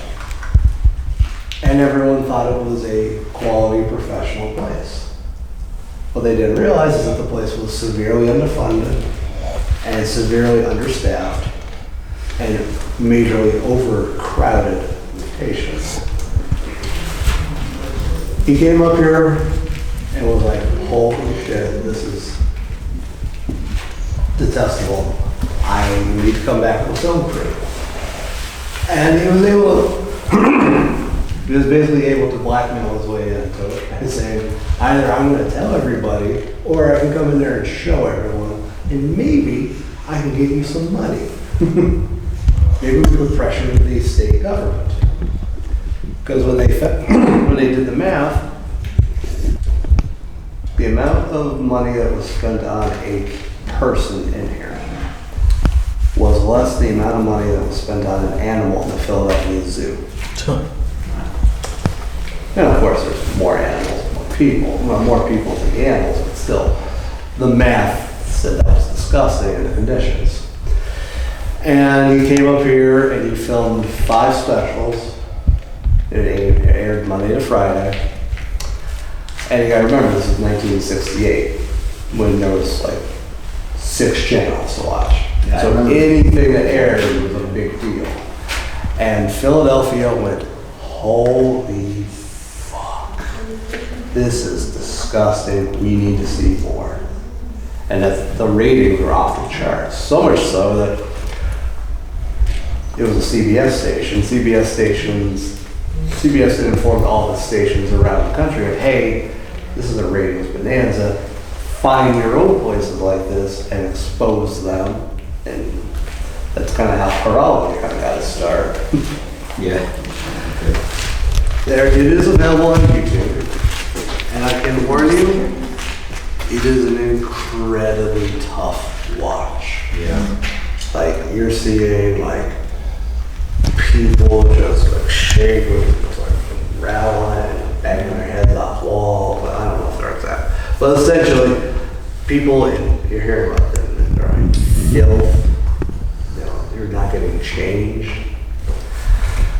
And that ultimately was the beginning of change here, but also the beginning of the end here.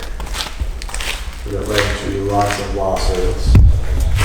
It did end up leading to lots of, this place did start to improve, but it was never really super great as a facility. But if you got like an hour, I would recommend it to see what happens when you're not paying attention.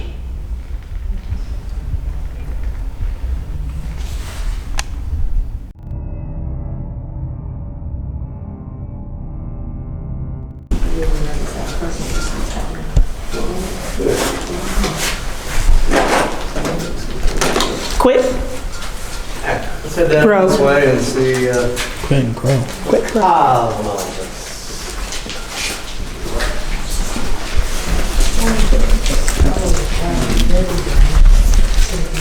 Bad part is that one time there was a very large playground out here. But when they were a baby building, they had all the No. asbestos.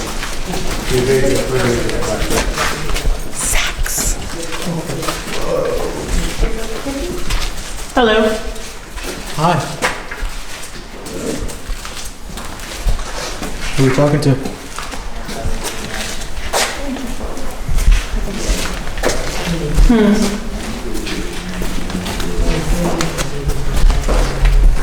Okay. You bet. Rain. Talk about the rain. Peace director. Peace director. And don't be alarmed by this nonsense. It's left over from last summer. Yeah, Good guy.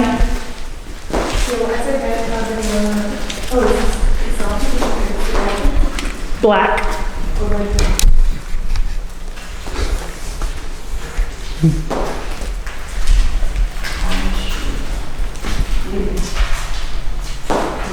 Triple. Triple.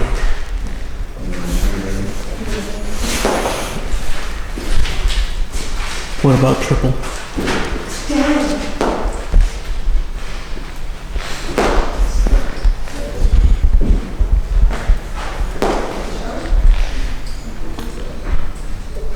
Lazy.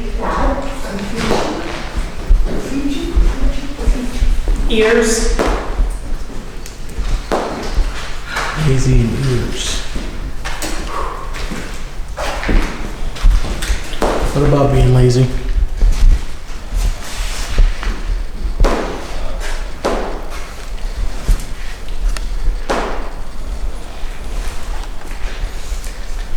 What happened?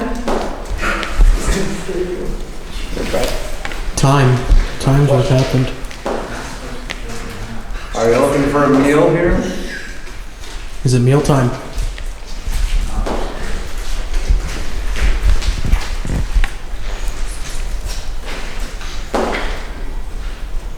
Dozens.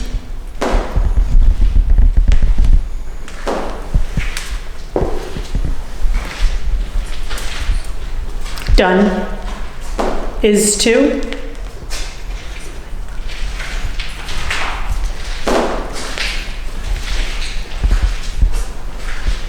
Al. Continue. Is your name Al?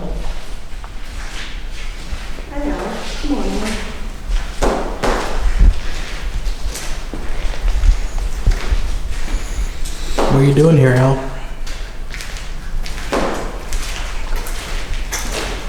I take it. Take it. Program. He takes you to program. Dead. Clearly, with a British accent. Clearly dead. Okay. Or dead clearly. Yeah. Unfortunately, you have passed on.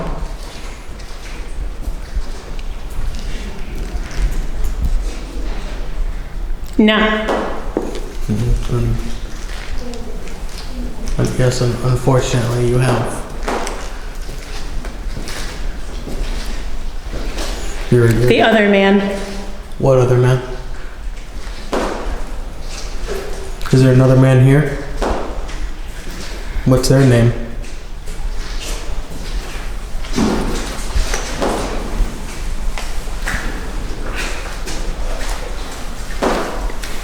Sounded like you said fart. Was that his nickname? For you. Oh, wow. Friday night. Friday night, huh? Yeah, it is Friday night. You win. Oh. What do I win?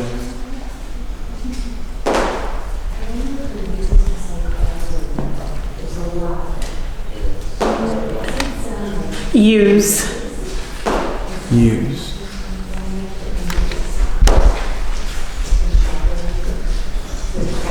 It's right. Speed cameras. Speed cameras. I don't know about speed cameras, but we have a camera right here.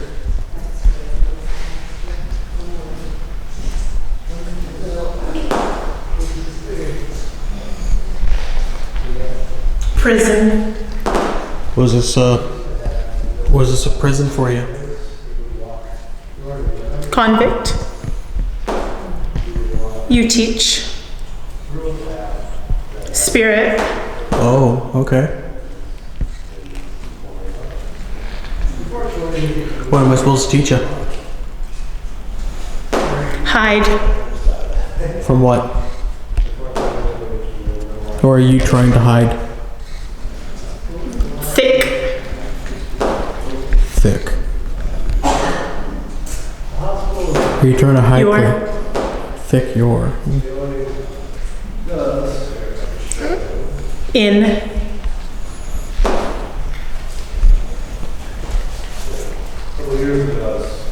You. You're trying to hide in me.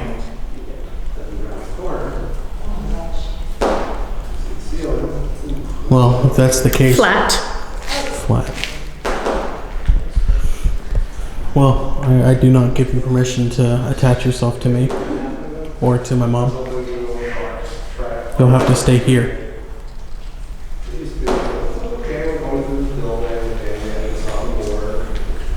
Rip. Yeah, unfortunately.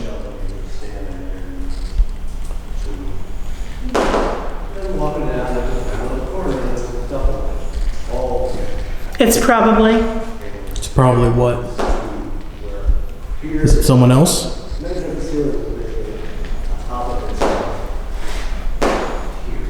Sorry. No need to apologize. We're just trying to figure out what's going on. Piles. Piles. Like that? Piles of like trash like that on the floor?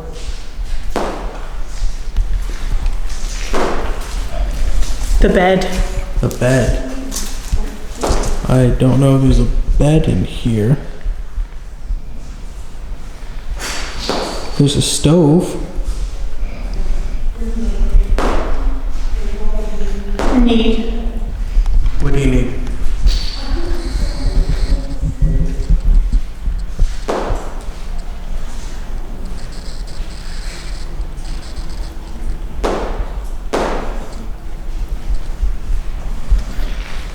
Chief. You need a chief. Are you native? Honest. Honest. I swear he said fart again. 6.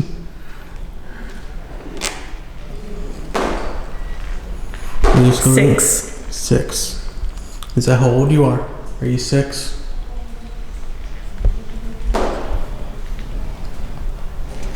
Nine. 6, 9. Dunno. Again with an accent. You're very, very lewd in the way that you talk about things. You know, farts and 6, 9s and all that. And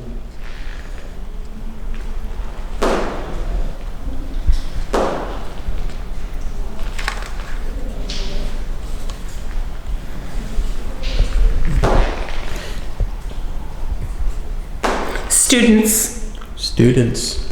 This was a school for the mentally disabled. Were you a student here?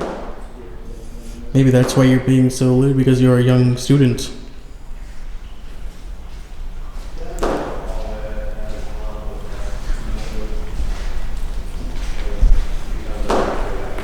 On.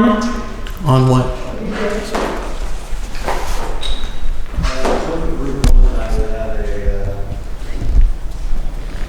Thank you. For what? I haven't done anything. Cold. Reinforcer. Reinforcer? I mean, technically, I work in security. Do you mean by that? Is that what you mean?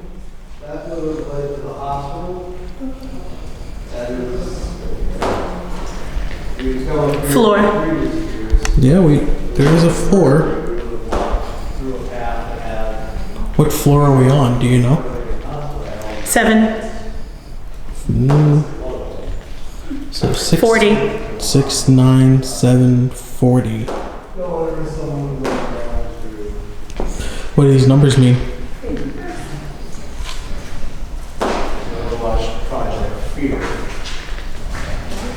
B. B. Are you playing a game right now that requires these numbers and letter combinations?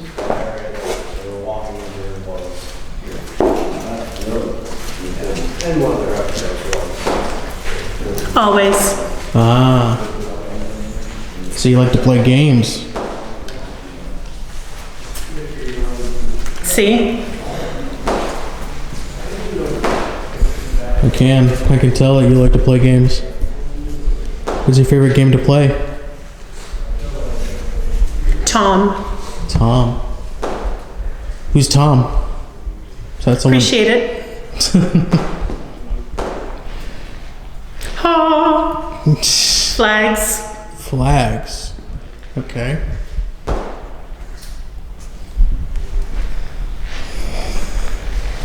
Flag. Flags and flag.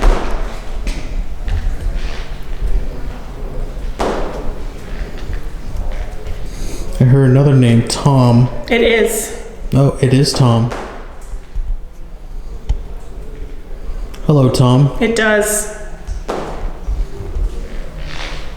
Social media. Social media?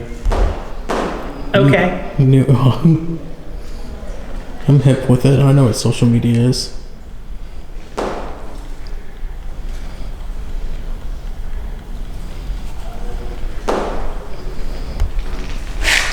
Alright, I'm gonna resist. Okay.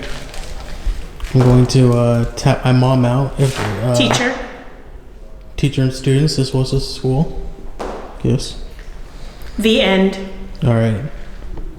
I'm gonna tap my mom out and have her go to a different room. Thank you for talking to us. I would. What would you do?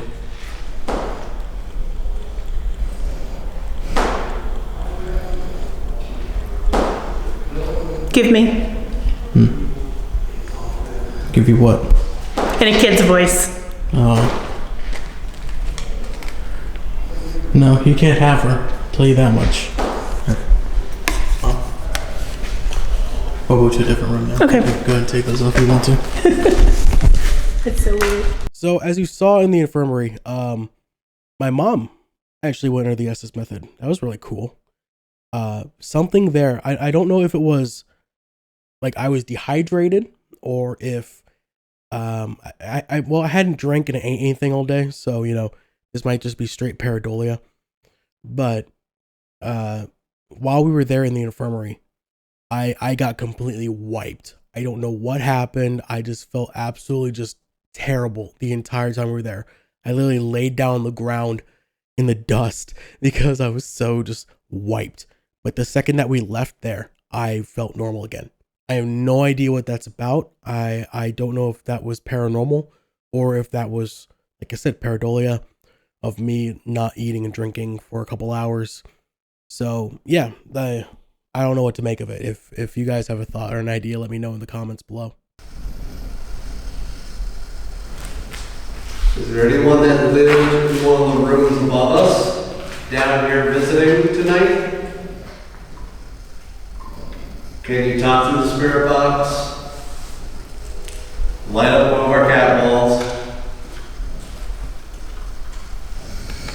Or maybe bang on the wall?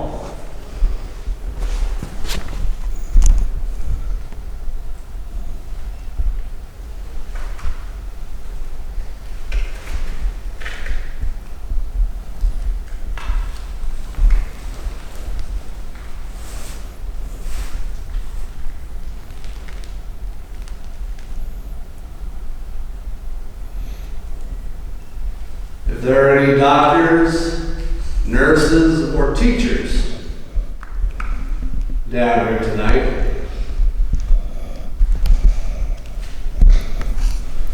can you light up one of our balls or talk to the spirit boxes that we have?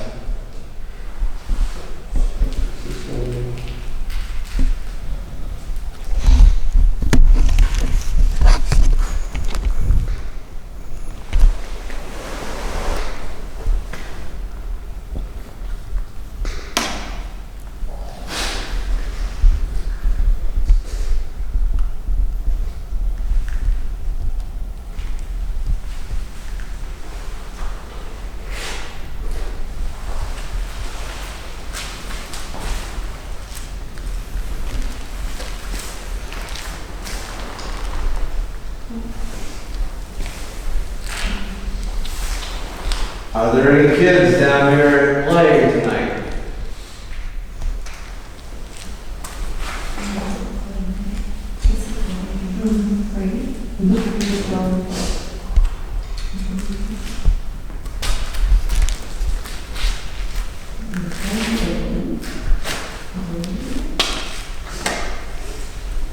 Move this card. Go for it.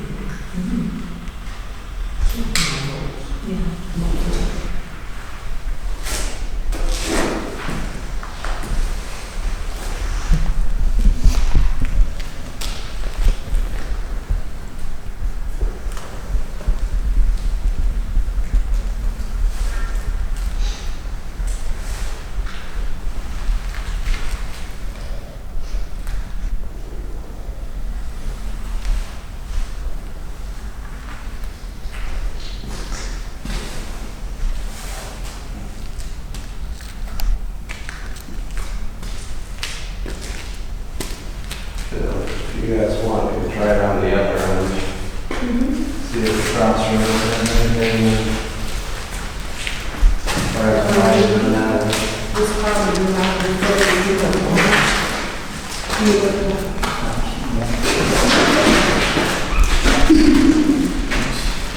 really.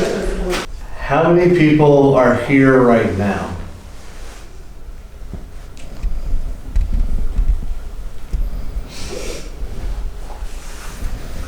Three. Okay, thank you. Seat.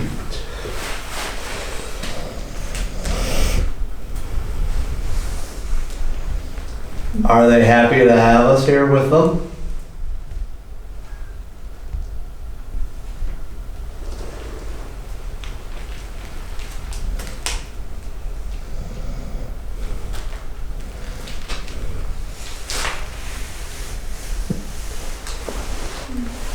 I'll take that as a maybe.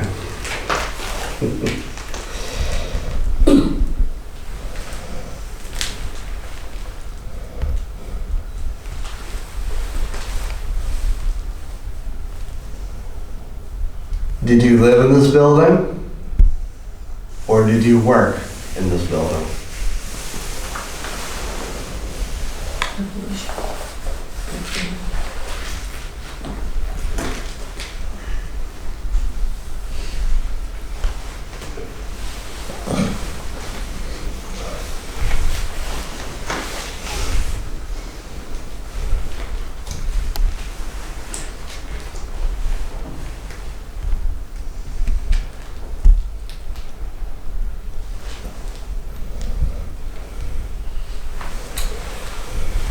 Alright, so are you still here with us? 3.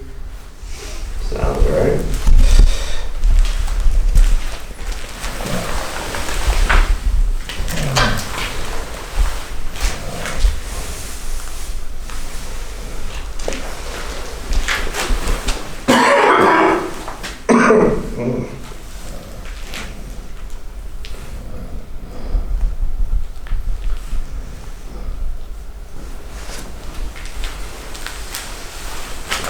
How long have you been here?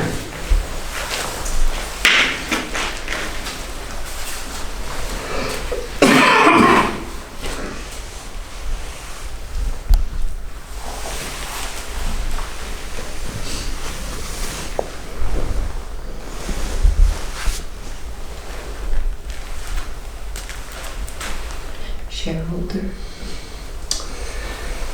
Well, that's what sometimes I wonder what the hell is that actually saying?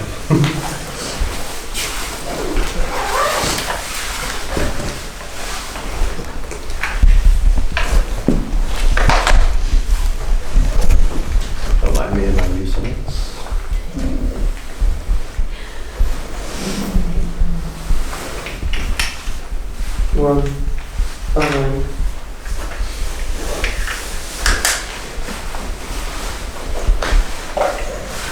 Alright, we're gonna try the number game again. We're gonna go in a circle.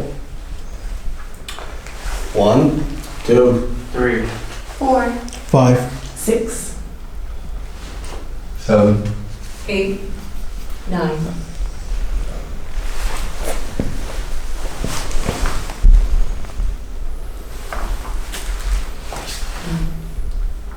You're 9. Yeah, he is a thing phone.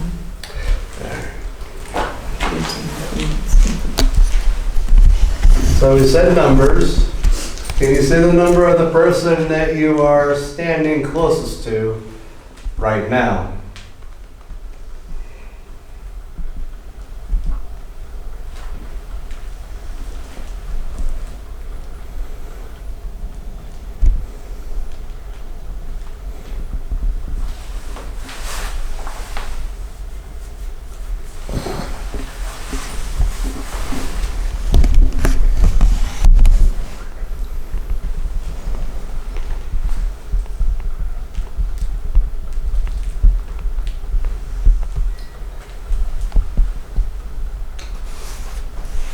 Alright, I guess you're not standing next to any of us.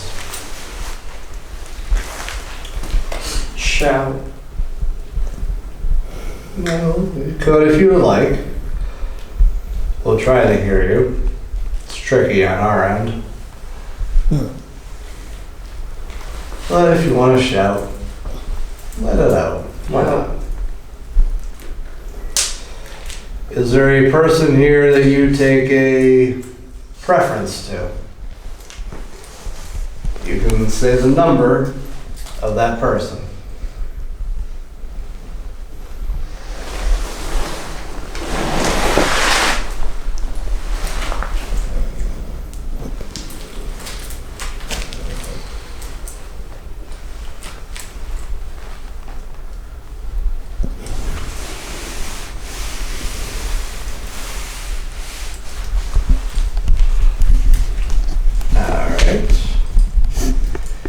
Is there somewhere else in the building you think would be best for us to go to?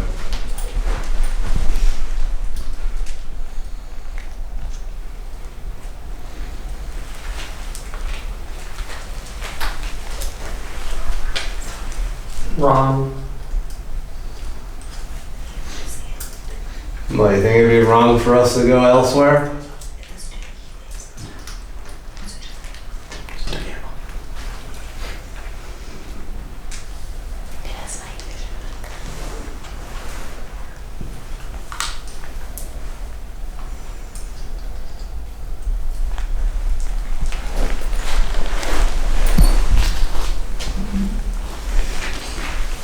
Jacket.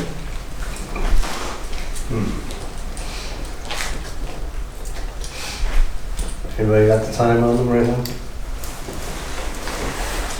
1:16. Alright, a few more minutes down here, then we'll try something for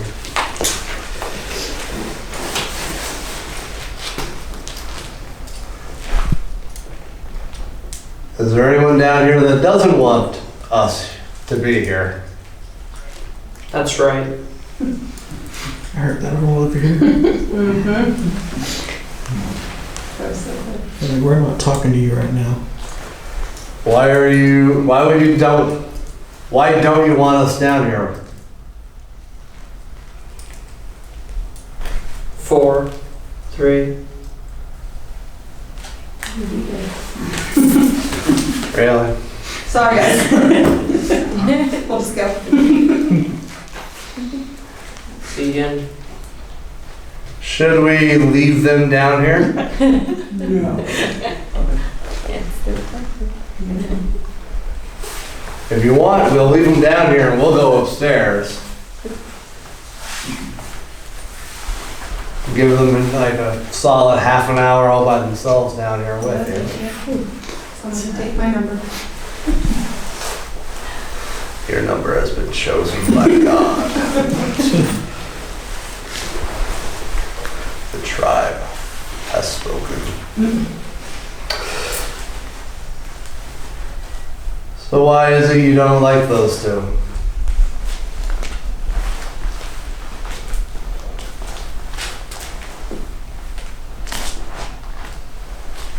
Four. What do I do?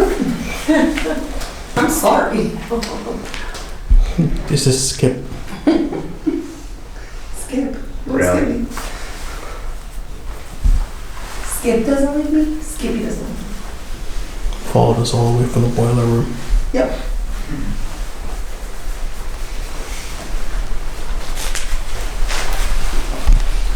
If you want, we'll leave her down here with you.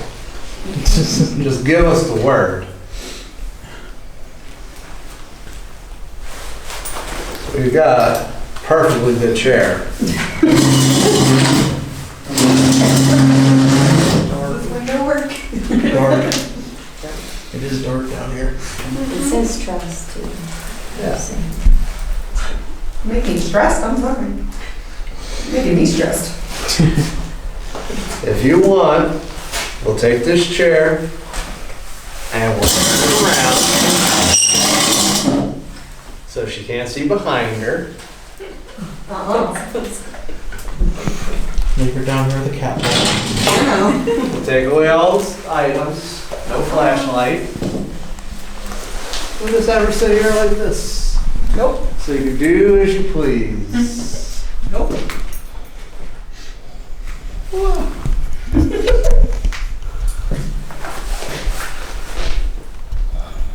Would that be something that interests you to have somebody down here defenseless? Because you wouldn't need a flashlight. Story. Let me tell you a story. There's me. Once upon a time, there's a group of ghost hunters who wanted to get out of the basement. One time we had a person left down here, and then we came back, and it was just suddenly no one was allowed on the ground.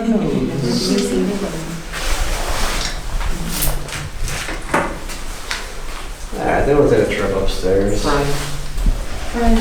Oh. See, I'm a friend. See, you had an opportunity. Good. You could have got a friendly little back rub.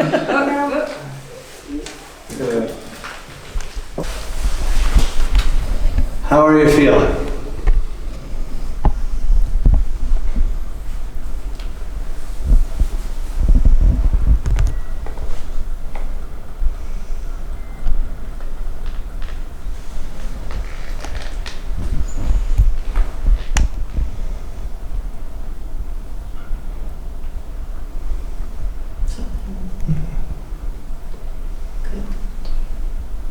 You can always light up all the balls on the floor. Yeah. 4, 2, Damn, buddy.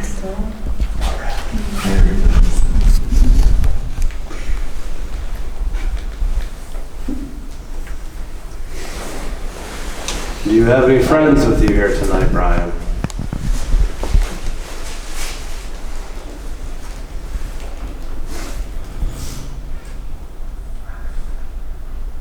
I can't. They won't stop. Up there it goes. Up, back on.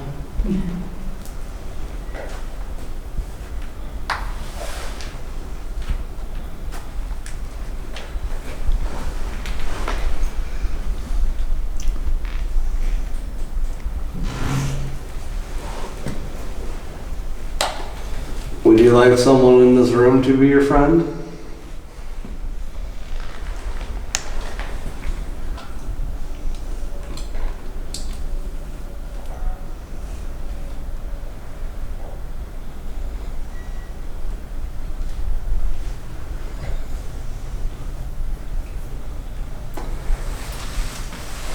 If you want, I'm sure many of us wouldn't mind being your friend. you.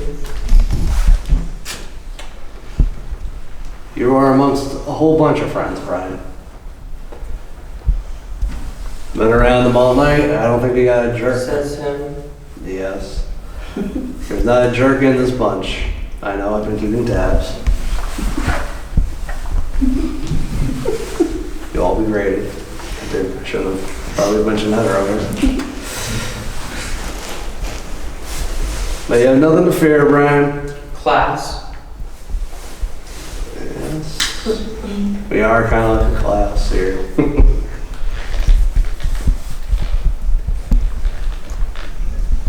See it.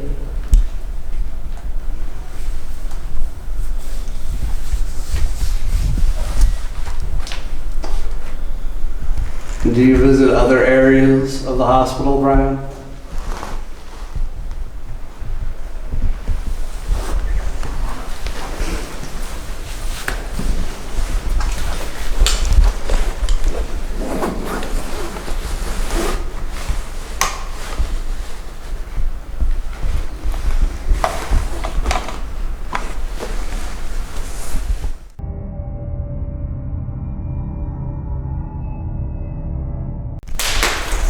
Winter. I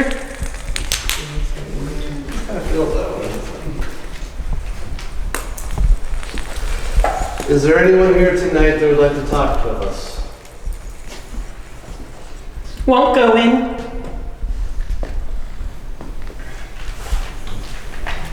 You are you telling us that we should probably go somewhere else? Or just how you feel? The work.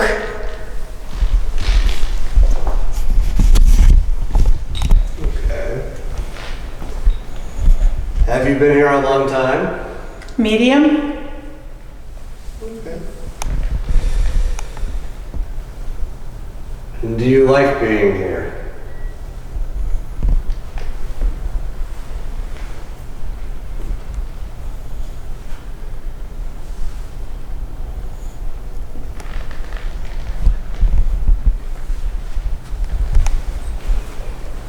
Alright. First step. Did you live in this place or did you work in this place? I said work before. A lot.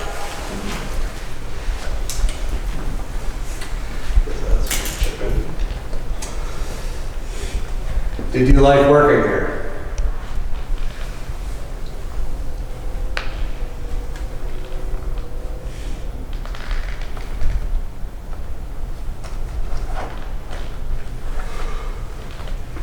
Do you realize?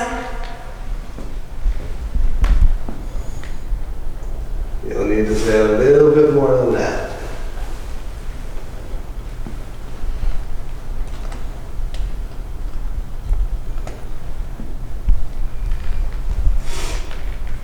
Spam. It's delicious. I don't know. I've never had it in my life. A lot. It's good on rice. You.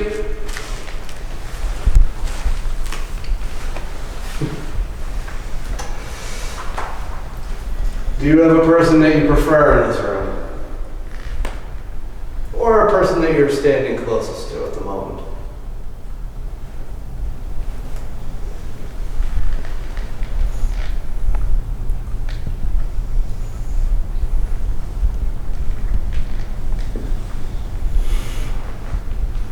Okay. All right. It's fine. Yeah, we'll choose a number two. We'll go in a circle. 1, 2, 3, 4, 5, 6, 7, 8, 9. 10. Young.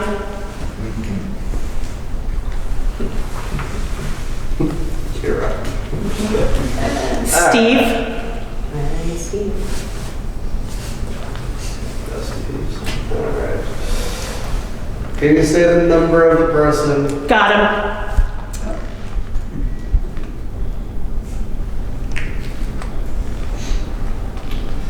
Can you say the number of the person that you are standing closest to, or you have a preference for?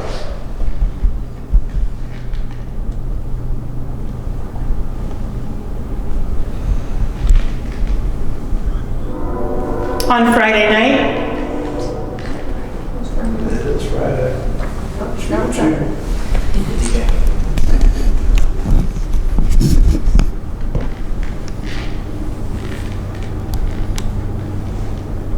If you have a person that you would prefer to stay here, Hope. sit in a seat with you for the rest of the night, say the number of the lucky person.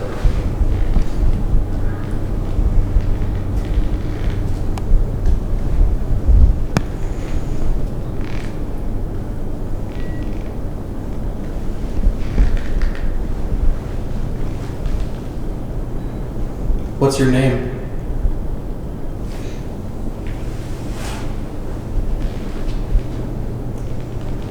We go.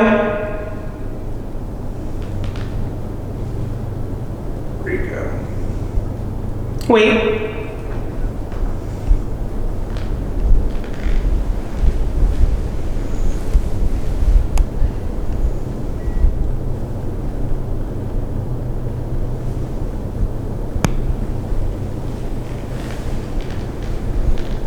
Have you been here a long time?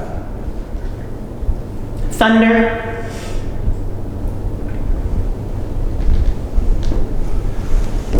just a train, not thunder. Thank you much. You're welcome. 7. Can see it. No. Steve. Well. Maybe. You have been chosen. You're right. Oh. You have been chosen. Brian Thompson. Brian. Oh, Brian. Hello, Brian. Welcome back. So, Brian, you want us to leave? You want us to leave him here with you for the remainder till the sun comes up? Help. What do you need help with? We can't. Her husband?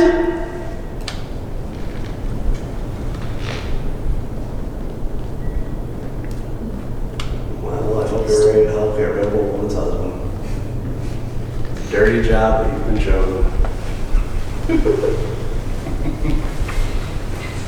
It's time to become a man by murdering another man. Yeah.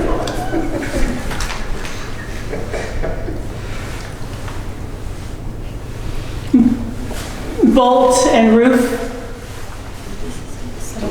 He's trying to tell a story. Yes. You came here as a mom and now you're leaving single. You know the mom's in the first. A man killed another man and bolted in the roof. Claimed, Windy. Ooh, dying. Hit with the older blood thing all over. fell because it was a windy day. It's time. What time is it?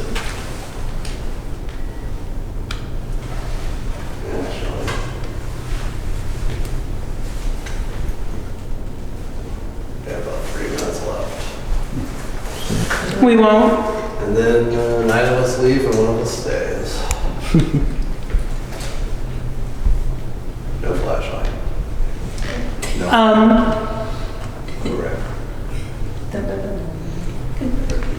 It's alright, once we all leave. I hated it. I hate it. You hate it here? I can understand that. Conditions here were suboptimal. Fire. Didn't you say that there was a fire? I was about to say, what did I tell you happened just out here in the hallway?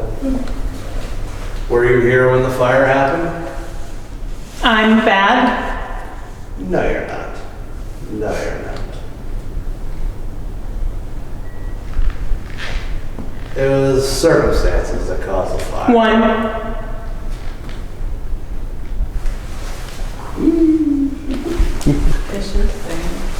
Third. I'm here tomorrow. No, why not? Not again. You bet.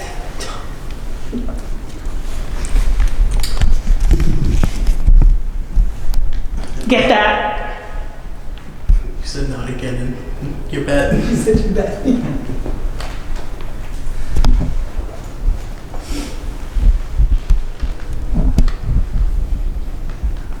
Huh? Don't. Light up the tap ball. What? You heard me. These two little devices. Word. You can light up these balls on the floor. Light up the cat ball. We would think it would be really cool. Yeah, we're not going to be here much longer. Well, one of us will be here, but for the rest of us, we're going to be heading out of here. With the cat light. Done. Done or done? I think done. Died. Oh, yeah. Maybe diet.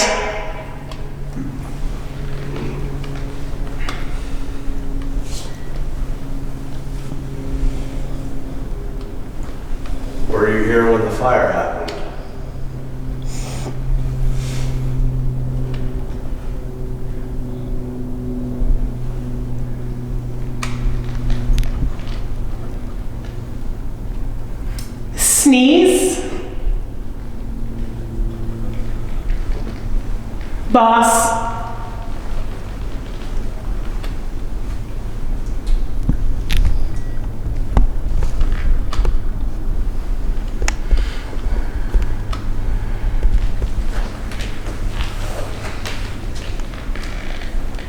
Under.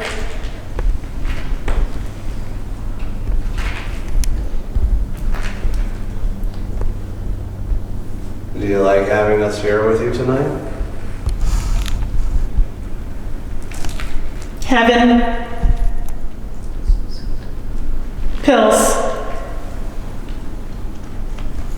Well, Do you take some pills and go to heaven? we could maybe ask if a nurse could help you with that. Bummer. Yeah, I know. Maybe some ghost nurses. True that.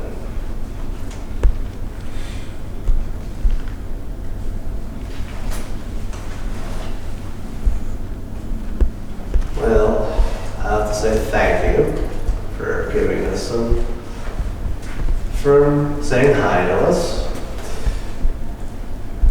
Not sure I'm going to be able to leave the sacrifice. I mean, the willing volunteer to stay with you. Might have a problem with, you know, the age. But thank you for interacting with us. And then we'll start making our way out, guys.